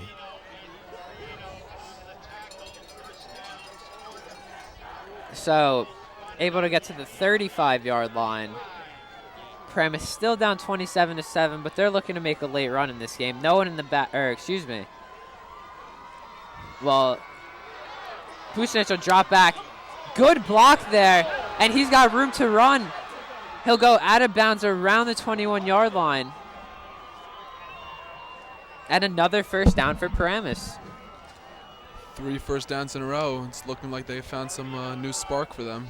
Yeah, Bucinic really did a great job in that play. It looked like he was about to get sacked. Nothing's going to happen. He made a great elusive move and picked up the first down, moved the chains. So ball spotted at the 24-yard line.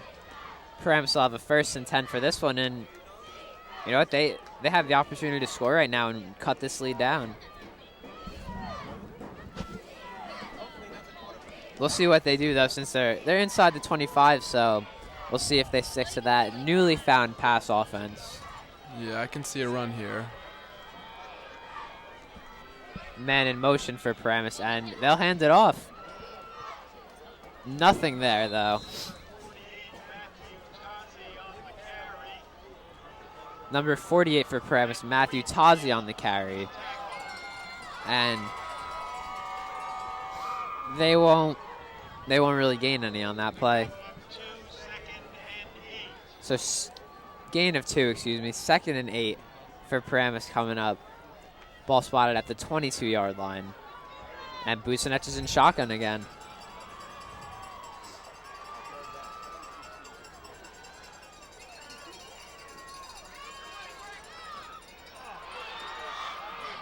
Good tackle made there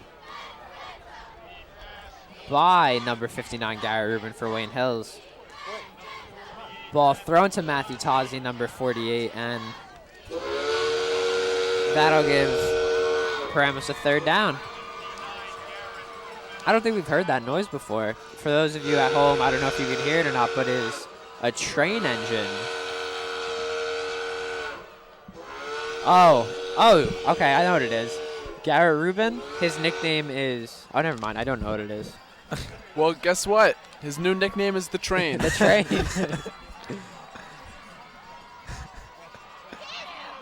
Very nice play action, very nice pump fake, and a nice touchdown there for Gargulio.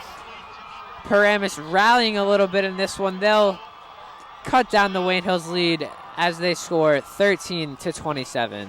You know, Wayne Hills was definitely fooled on that play. You saw the safeties come in, and number 22, Tyler Gargulio, was wide open for the touchdown. And Bucinich did a great job of recognizing Gargulio being open and just tossed to him quickly. That same over-the-shoulder pass goes, and this one, he passes it, and Paramus gets 2 points on that one. So a strange turn of events, and this Wayne Hills bench is shocked. That definitely silenced the whole Wayne Hills crowd up here. Yeah, so the momentum turn that Paramus needed comes in an unfamiliar fashion, a botched snap, and you know, it was very smart play there by Gargulio. He got the touchdown for them. He was holding the snap, and very hands-up play by Paramus. He made the decision to pass it. You know, the average guy in that situation would just fall on the ball and try not to lose it, but he had the presence of mind to get to the outside and make a great pass for the 2-point conversion. Yeah, in these playoff games, you want to leave it all on the field. Let's see if Paramus's defense will step it up.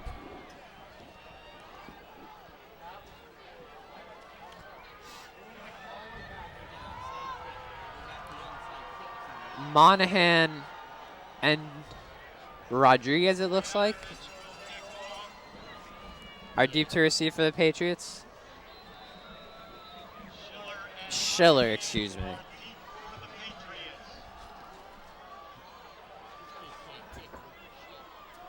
So that kick will go out of bounds again, so Wayne Hills will take it from the 40-yard line.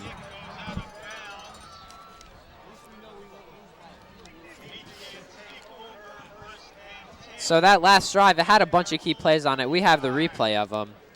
Started out, Bucinich with the big pass to Gargulio. Bucinich drops back again. He's able to avoid pressure and take it himself to the outside. And then here he is again. Under center is Bucinich. Drops back, the over-the-shoulder pass to Gargulio. And that'll give them the touchdown. You know, his over-the-shoulder passes usually work a lot better than the under-the-shoulder passes. Well, that would be only obvious. Wayne Hills not gaining much on that play, and this Paramus crowd is getting into it now. This whole Paramus team is getting into it. They're really fired up here. They're ready to make this a ball game. That can't be good for the Patriots either. Yeah, really, 3 minutes ago, this Paramus team just looked like deflated and they didn't even want to play, and now they really want to fight and go for the win. Yeah, 3 minutes ago, I honestly thought the game was almost over, but here, I think it could be a close one.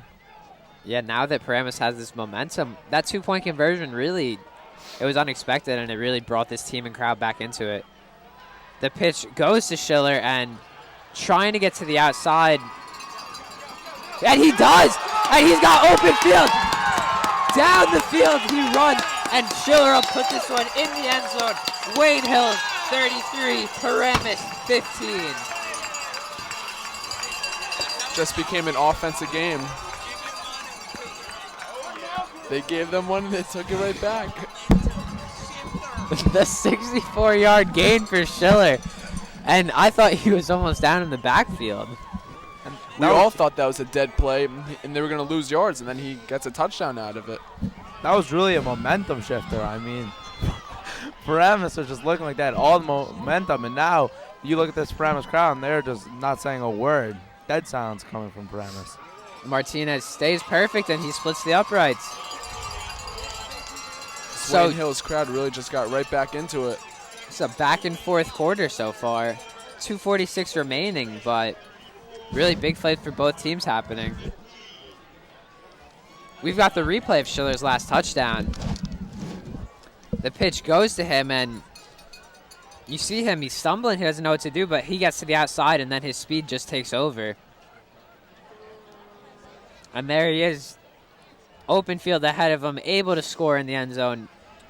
And Wayne Hills now has the lead 34-15. And really way down that sideline reminded me last time I went to the circus and watched them walk the tightrope. He was able to get tiptoes right, make sure he didn't get out of bounds. That was funny, Eric.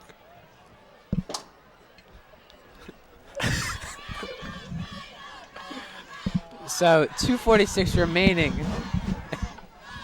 in this third quarter.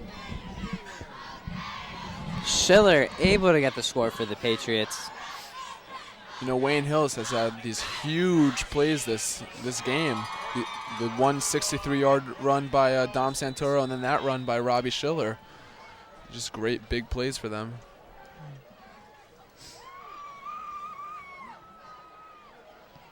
And Martinez with a low kick. Just fielded by Paramus. But he'll be taken down just shy of the 20-yard line. We'll see if Paramus can score again, you know. They scored, they thought, you know, we're back in this game, and then they let up a touchdown like that. It's very hard to come back from that. But we'll see if they can do it again. Ball spotted at the 20-yard line, so 2:39 remaining in the third quarter. Paramus trails Wayne Hills 34-15.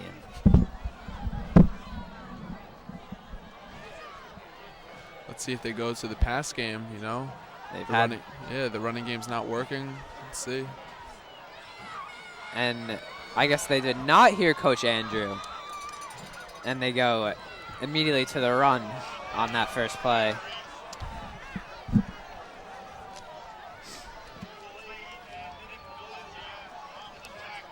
Second down and 11 coming up for Paramus.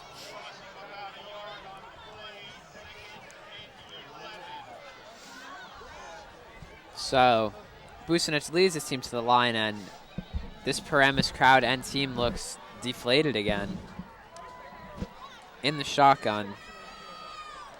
Play action. And across the middle to number 21, Joseph Rizzatello. And they'll move the chains on that one, so a good play by Paramus there for the 11-yard gain. You know, Paramus gets a bunch of small plays, and then that one huge play, and just keeps them going in this game. And really, Bucinich had all the time in the world back there to find the sliding wide receiver for the first down.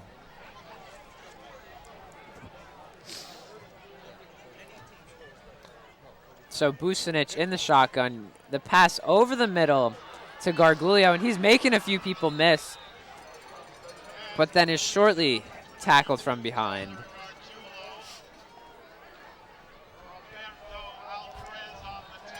Roberto Alvarez on the tackle for the Patriots.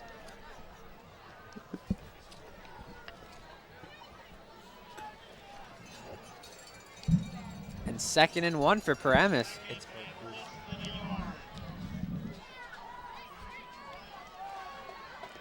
Bucinich in the shotgun.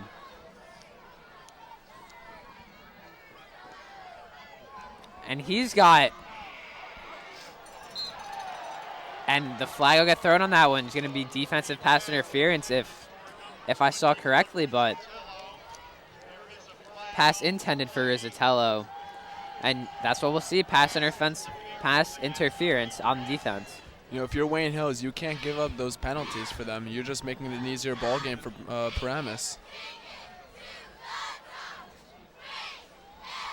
Yeah, penalties have been a big thing in Wayne Hills, but none of the games have really been close enough for it to affect them. This game, 34-15, just under a minute remaining in the third, so we don't know if it'll get that close, but if they're going to be playing Old Japan in the championship, if they win this game, they got to play their best football game. Bucinich with the play action, and he's got Joe Lane coming at him, and Joe Lane's going to take him down for the sack. And really, Joe Lane's been Bucinich's worst nightmare today with that interception for the touchdown, now that huge sack. Joe Lane breaking through the line and getting the sack on Bucinich. Just under 30 seconds remain in this third quarter. They'll probably get one more play in. Bucinich in the shotgun, 3 receivers on the field. And he'll roll out, being chased down by Joe Lane again. And makes a good pass over the middle. But Andrew Monahan is there to make sure nothing happens after that. And you are right, Andrew. That'll be the last play of the third quarter. So, of course. 34-15, the Wayne Hills Patriots are leading the Paramus Spartans at the end of the third quarter. On his last couple of plays, Rizzatello has really been coming up big, making, I believe, 3 consecutive catches.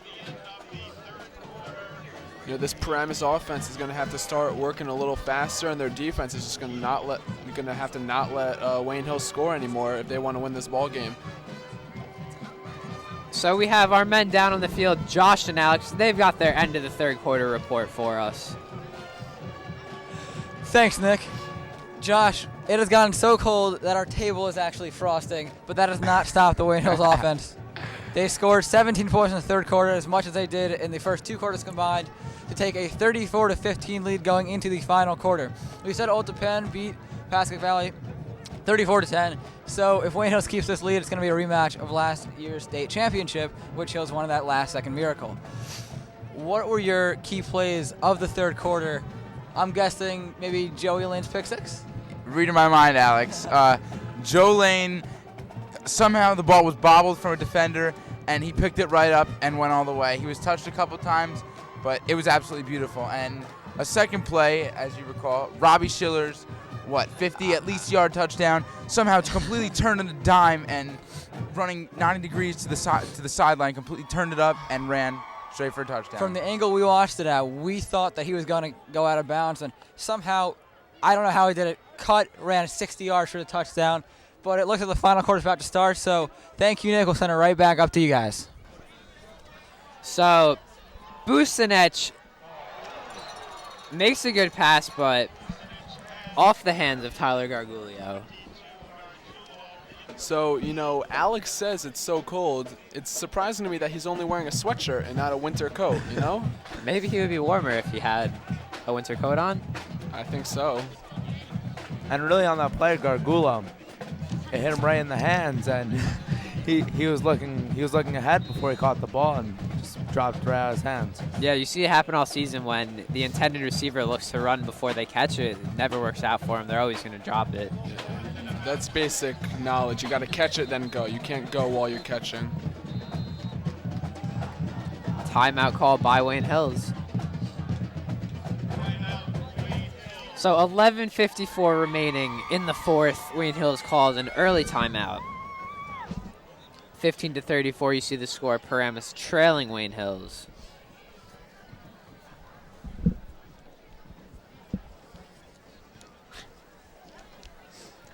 And I don't know what's going on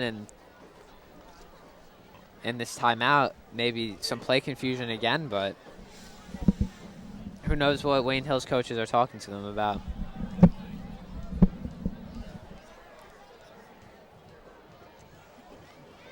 It has gotten a little colder here, though. In Alex's defense, I mean, my feet, I'm pretty sure that it's just they're cold now, not my shoes are too small.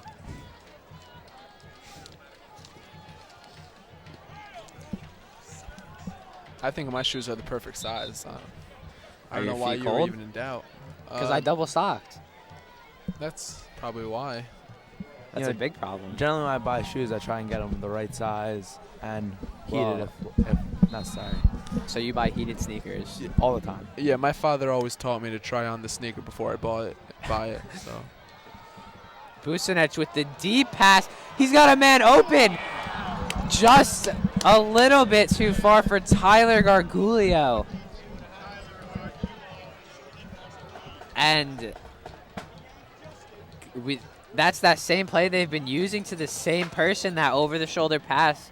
Seems like Gargulio is just faster and he's able to beat him. Wait, Nick, I think word just came in through my headset that it's actually Gargulo. So I'm sorry, Nick, but it's Gargulo. And on that play, really, I mean, Vucinic overthrew him a little bit, but Gargulo went for the one-handed catch, and if he just goes to the simple two-handed catch, that's 6 points all the way. Do you mean Gargulio? No, I mean Gargulo.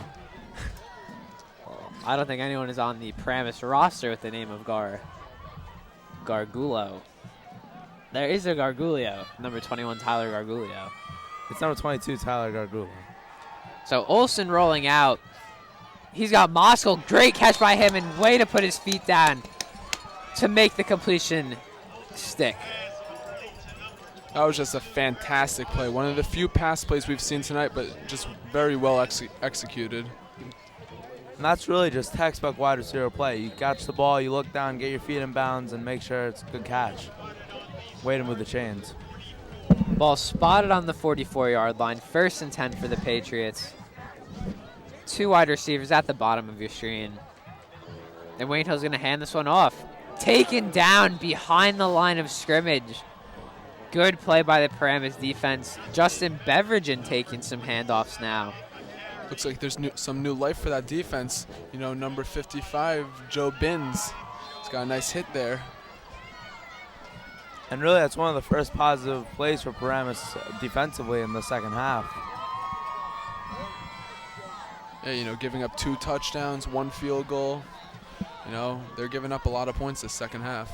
And now Wayne Hill's driving again.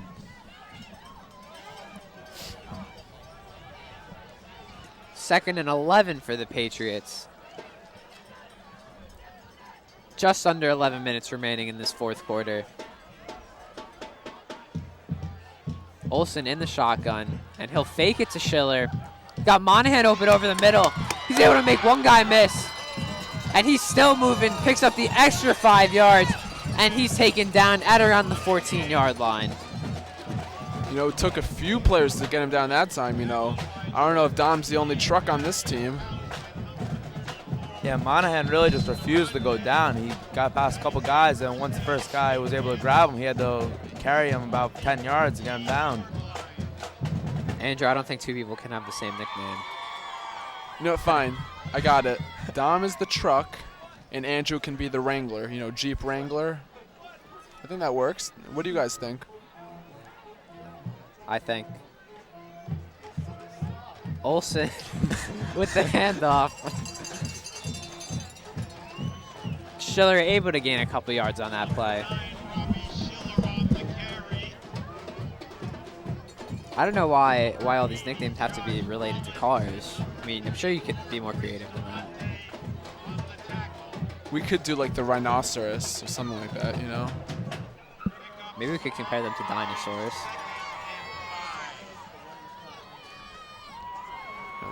Someone can be the Tyrannosaurus Rex.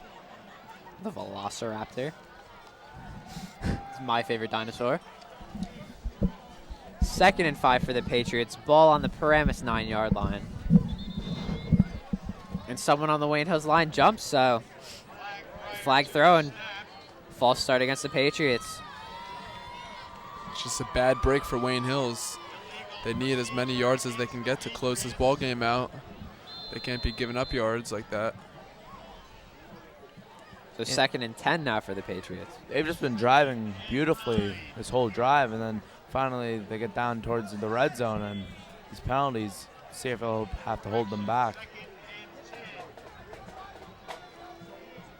Olsen under center. He'll drop back.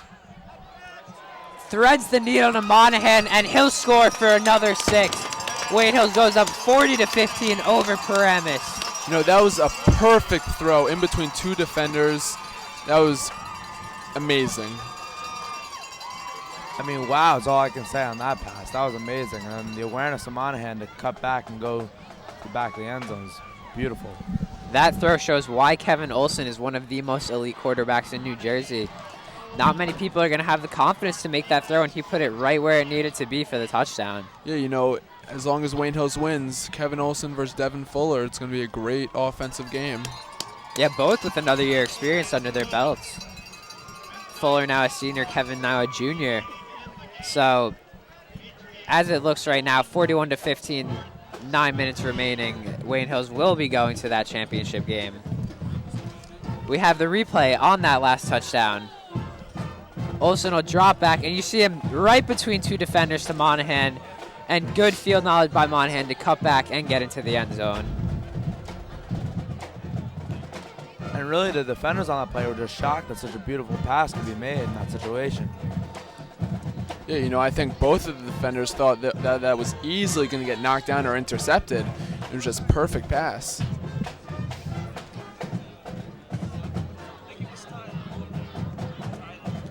Martinez kicking this one off for the Patriots. Not to mention, he just made his last extra point, so perfect on the night. He's having a good night. And I'm pretty sure we could say that this one is getting close to being over. More of a blowout than I expected, at least. Yeah, I don't know what would make you think that. The score? Yeah.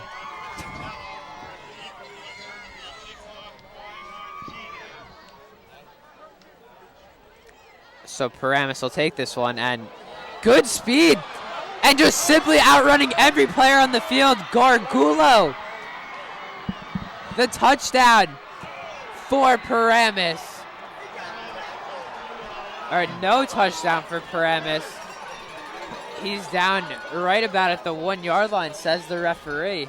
You know, Nick, this offense has some new life. It may not be as so close to a finish as you thought. You know, Gargulo having to run 100 yards there. It looked like he just ran out of gas towards the end. He was able to catch him from behind. I believe Mike Carino is on the chase. Good perseverance by him to make that final tackle and give Wayne Hills the chance to hold them to a field goal. Yeah, you know, a lot of defenders would almost give up on that play, you know. Had the heart of a champion there. First and goal from the 1 yard line. And they'll hand it up right off the middle.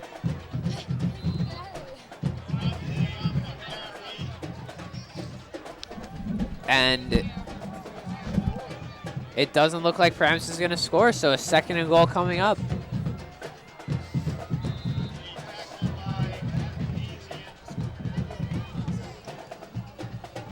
So second and goal, Wayne Hills up 41-15. 8 minutes and 18 seconds remaining in this game. You know, pending that Paramus scores here, you may see an onside kick. And there's the score for Paramus. The quick handoff goes for 6. Number 48, Matthew Tazi with the touchdown.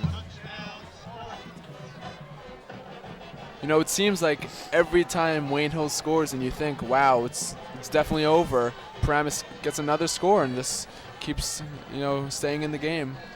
Then on the other hand, every time Paramus scores, we think, oh, Paramus getting momentum, they're going to make a comeback, and Hills just shoots them right back down. Really, the second half's been a back-and-forth type half. Yeah, you know, it's some good cop, bad cop stuff. Without that first quarter, this is a much closer game for Paramus.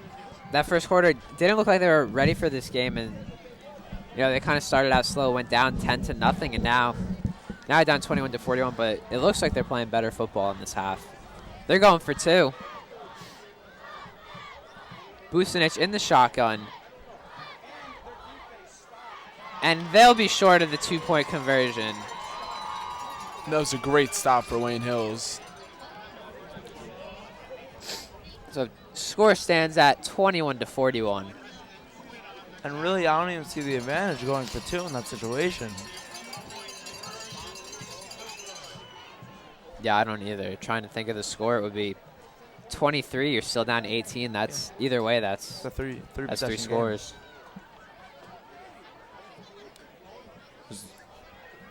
taking away from the momentum you just gained from the touchdown by not getting that 2-point Yeah. conversion. Yeah, that's a very questionable coaching call by Paramus. Very good point, Eric. 8:07 remaining. 41-21. Wayne Hills leads Paramus. We'll see if Wayne Hills takes back the momentum here. You know, they've been doing that, like Eric said, almost every time Paramus gets a great play or a great drive. And just like Andrew said before, don't be surprised if Paramus goes onside kick here.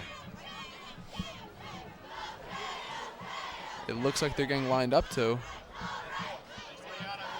Wayne Hills is certainly lined up to take the onside kick.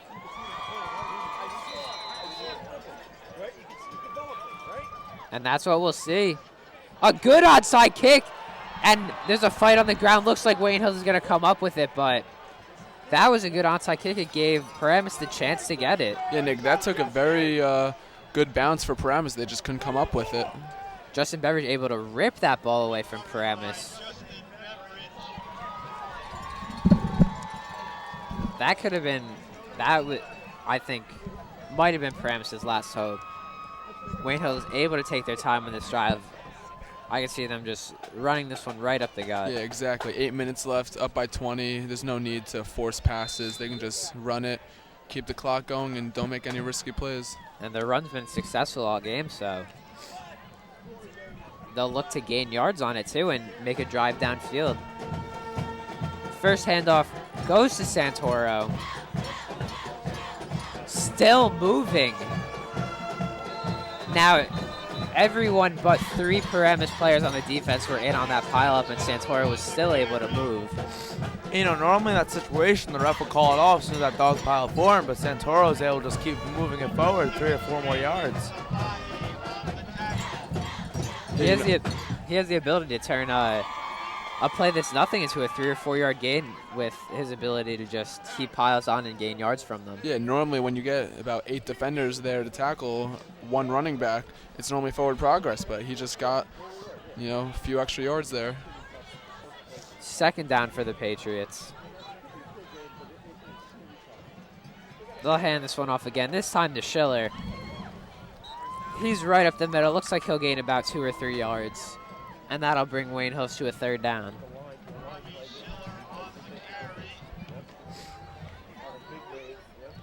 Seven minutes remaining.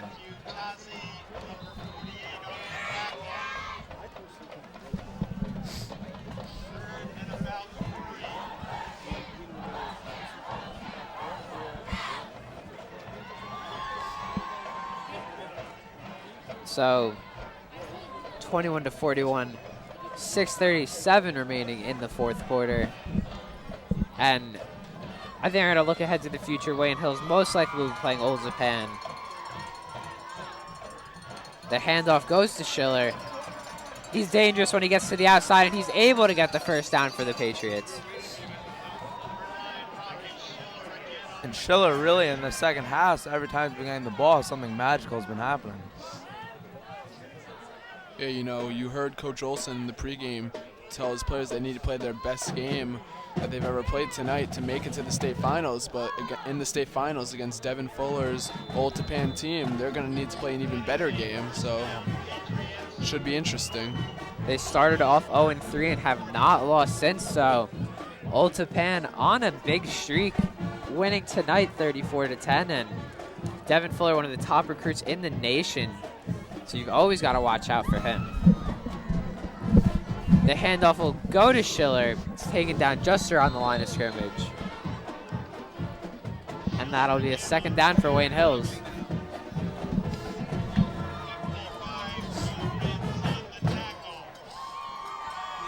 Second and 10 for the Patriots from Paramus' 40-yard line.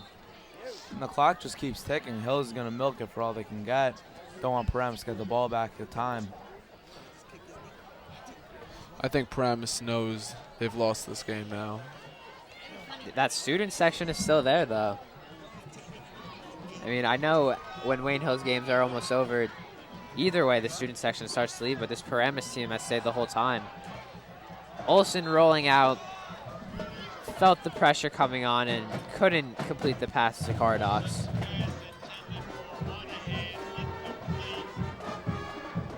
And that was really Olsen's only underthrown ball the whole night. Every single time he dropped back, we've seen beautiful passes come from his arm. Yeah, you know, he's had a great game.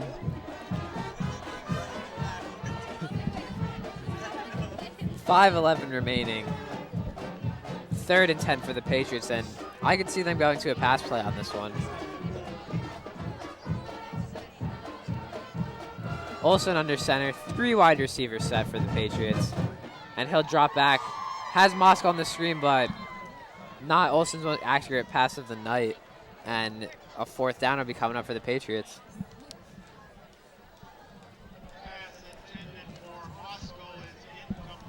You know, I believe the state finals game, which is probably going to be Wayne Hills versus Old Japan, is December 3rd, so you should get your tickets now. That one will be at Giants Stadium. I believe it's MetLife Stadium. Us Jets fans like to have it even. So Tyler Gargiulo, deep to return the punt. No, it's Gargulo. If you say so. Gignac. Another great punt from the Patriots.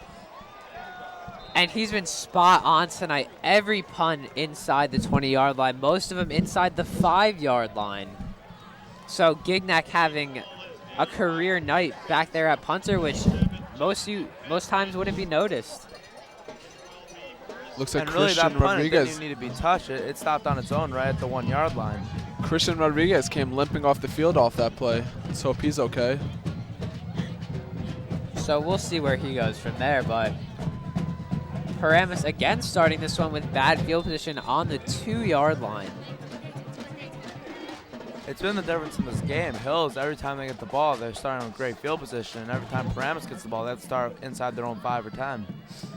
It's very true. That has been a big factor in this game.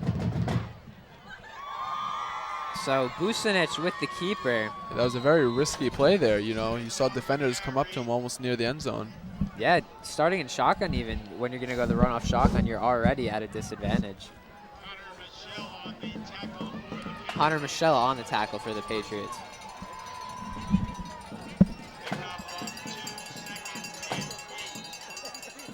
Second and 8 for Paramus, so a gain of 2 on that play.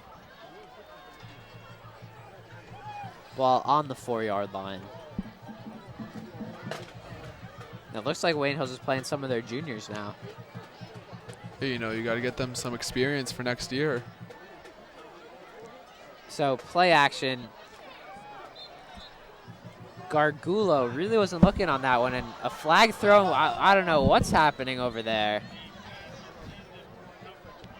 It looked to me like they were playing a little bit of leapfrog.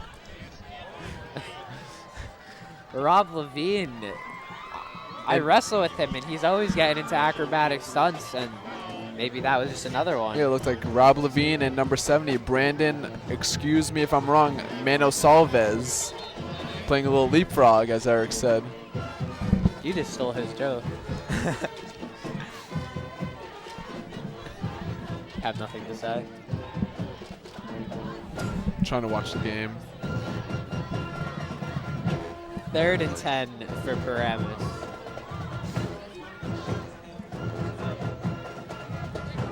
So I can't imagine them running on this one. They're most likely going to be going to the pass.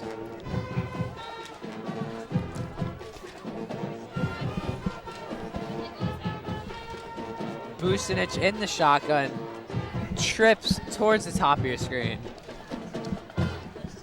And he'll drop back. He's got the pass hits Gargulo off the helmet.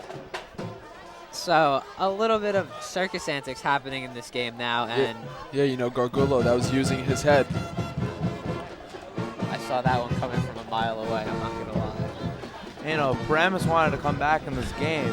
They can't be having 2 straight miscommunications between the wide receiver and the quarterback. The quarterback can't be throwing when the wide receiver is not even paying attention.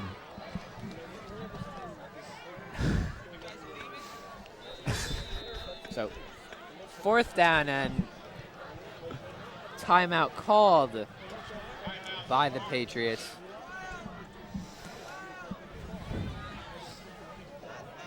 So 21-41 Wayne Hills has this game pretty much locked up. 4:04 remaining, and December 3rd, as you said, Andrew, Olsen and Wayne Hills, a rematch of last year's. Yeah, the Miracle at New Meadowlands, as it was called last year. So that game was definitely one of the most memorable in Wayne Hills history. Definitely. And this is probably going to be just as big of a game. It's going to be up there, except now there's a little bit of a rivalry going on. Yeah, 2 years straight, 2 state finals. It's a big one.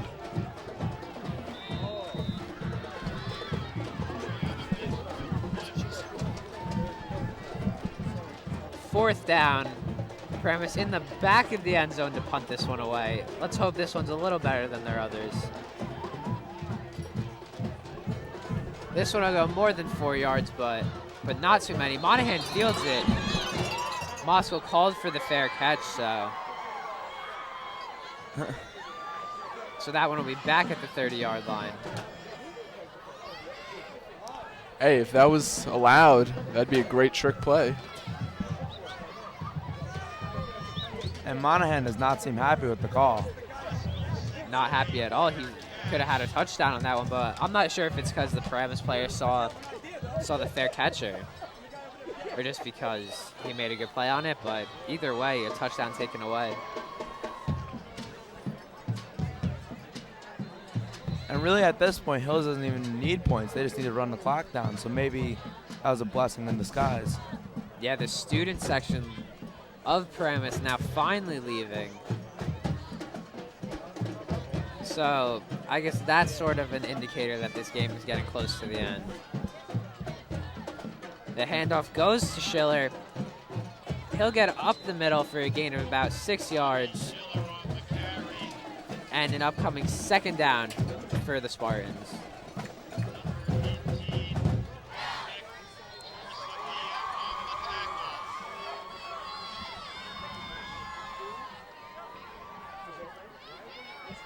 You know, the players must be very excited to know that in 3 minutes, a little more than 3 minutes, they could be on their way to the state championship game.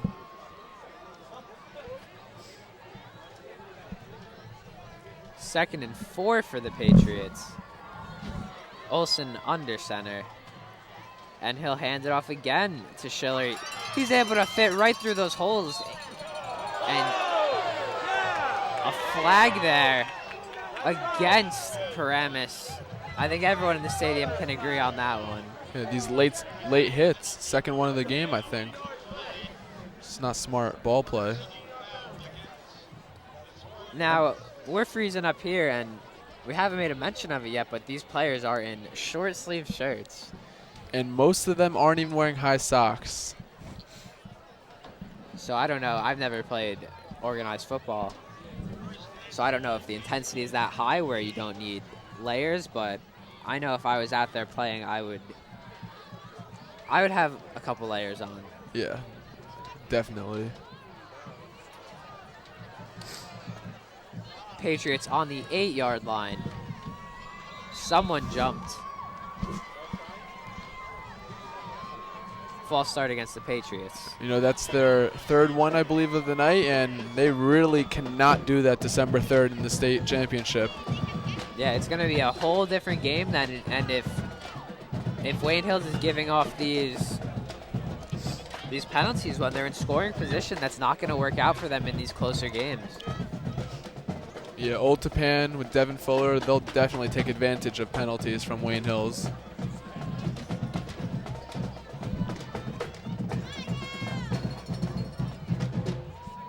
So, to Beveridge.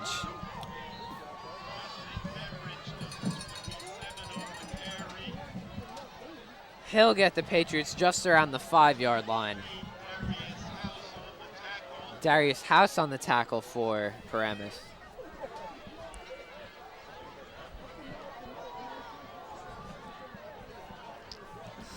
Second and goal for the Patriots now.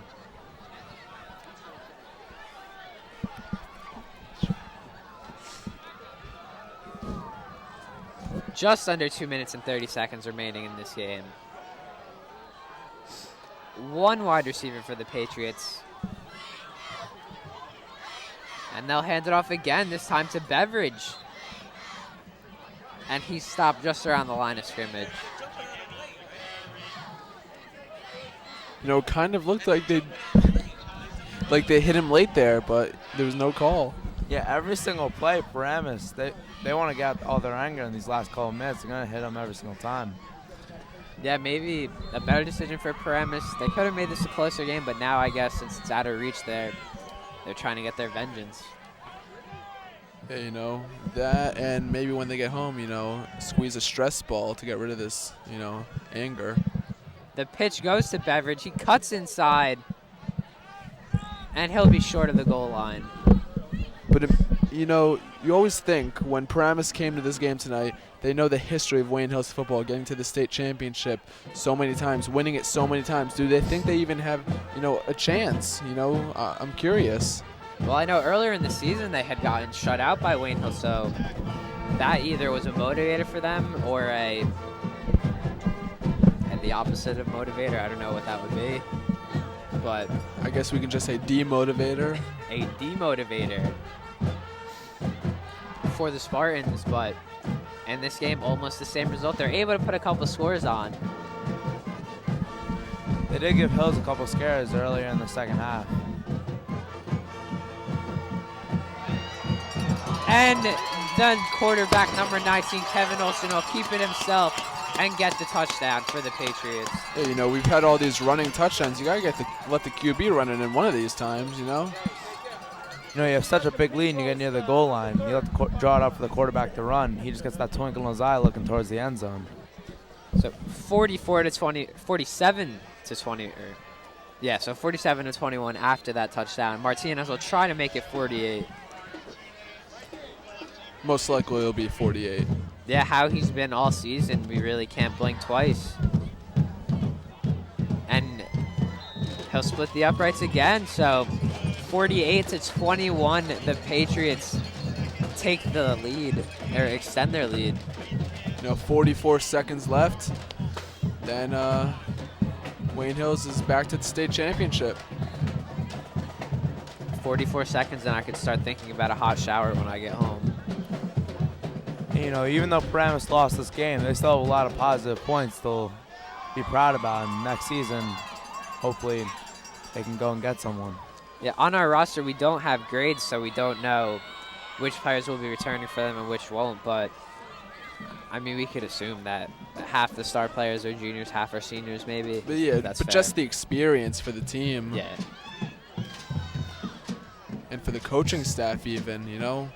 Getting to this second round playoff game and playing a powerhouse like Wayne Hills. And for a lot of the game, keeping it really close.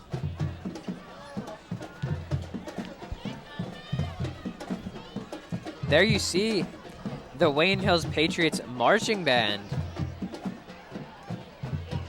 The drum line strictly playing on this one. They play some good music. I'm a fan. We had our Spirit Day today. They were playing as we walked in. It kind of got me excited. Yeah, you Pumped know. up for the pep rally. Got me ready for tug of war. I wasn't in tug of war, but I was watching. That's ridiculous. They didn't put you in tug of war. Yeah, so it's the crazy. drums got you ready to watch tug of war. Is what you're saying. That's exactly it, Eric. It's like you're reading my mind. You know, Alex before read Josh's mind. You're reading my mind. Martinez with the kick, and Paramus will get this one right around to the 29-yard line. I mean, if you're Paramus here, you gotta try and leave on a happy note. Try and score a touchdown in these last 40 seconds. Don't just take a knee. I don't know what we'll see from them. It could go either way. I mean, at the end of the second quarter, they put the knee down to, run timeout, and now, 37 seconds left. You know, in Madden, if I was playing 4 verticals, my favorite pass play, this would be the time for it. It looks like they're just going to run it. And they will run it, taken down at the line of scrimmage. So 30 seconds remaining in this one. That might be the last play of the game. Yeah, it looks like they're just going to let the clock run out here. Is 4 verticals really your favorite play? It doesn't always work, but I love don't think using it's ever it. I worked. love using it. I can't remember one time where that play worked for me. Well, maybe we can play one day, and I'll teach you how to use that play. And time will run out in this game, so Wayne Hill's making a statement in this second round playoff game, beating down on the Paramus Spartans 48-21. They'll advance to the state final, where they'll play a rematch of last year's state final against Old Japan. It'll be quarterback versus quarterback, Devin Fuller versus Kevin Olsen. And also for Hills, you have to watch for this balanced attack of not only just quarterback versus quarterback, but you got to watch out for the running backs in Hills. Every single time they get the ball, they run in and soften up the defense with a long pass by Olsen. Yeah, Dom Santoro, Christian Rodriguez, Robbie Schiller. We got a great running game. Old Japan, Wayne Hills, they got to get ready for this game. Yeah, so that one, if Andrew is correct, it'll be December 3rd. That'll do it for us up here on the booth. I'm going to say a thank you to Eric Newman and Andrew Francis. I'm Nick Appaluccio. We'll see what Alex and Josh have to say on their post-game report. Thanks, Nick. Josh, I don't know what to say. It was really a fantastic game for Wayne Hills. Both our score predictions were pretty off, but I don't know. I was a little close, 35-21. okay, I was closer to my 31-6. But, let's not talk about that. Let's talk about the state semifinal victory for Wayne Hills. Third consecutive one, I should say. Wait, I don't even know how many it is. I'm going back like 9 in a row at this point. There's some ridiculous number. 48-21, not quite as big as last year's 48-0 victory over High Point. 48-21 though.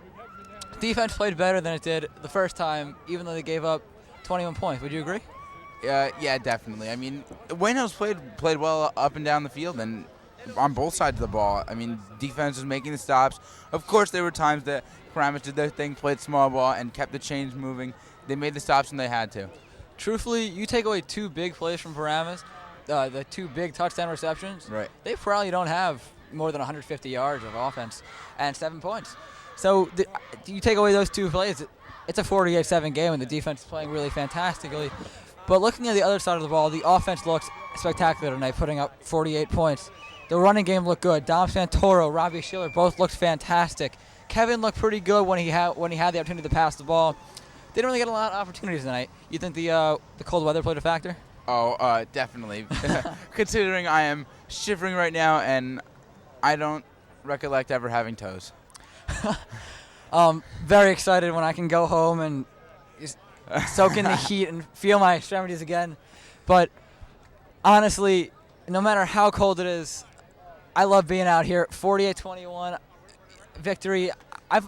Every game I've announced, I think they've only been 2 losses when I've been announcing, both to St. Joe's. Right. And it's just such an experience being out here at Wayne Hills. And this is our last game announcing at Patriot State, and I'm glad it was such a good one. Another big blowout, 48-21 again. And looking forward to the state championship.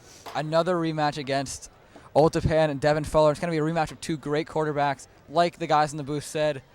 Kevin Olsen, highly recruited junior, versus Devin Fuller, who's one of the top recruits in the nation as a senior. What do you think the outcome of that game will be? Well, Alex, Wayne Hills has been here many times before, as you've mentioned, and they know what they have to do. They're going to have to practice and get ready for, their number one player, Devin Fuller, who's been performing every single week, and he's been given a beating to every other team. And Wayne Hills really needs to prepare their defense and put a lot of pressure on it. And if they can get their defensive line to really push through, open up holes for their linebackers, and if they can put a lot of pressure on Fuller, I think we can see a victory this year. If I'm analyzing this game, I think Wayne Hills is a better team overall, but I think Old Japan is the hotter team, probably the hottest team in North Jersey. And sometimes that matters most. If you look back to the NCAA tournament last year in basketball, Connecticut got hot at the right time, ended up winning the Big East championship and the NCAA championship. Definitely, yeah. But it should be another fantastic game, maybe another down-to-the-wire thriller like last year. But we will find out in about 2 to 3 weeks. So that's going to do it for our game tonight. Thank you, Josh. Thank you, everyone on the production crew, everyone in the booth. So as we end a 48-21 victory for Wayne Hills, we'd like to thank everyone, who watched with us, and we will see you in about 2 to 3 weeks.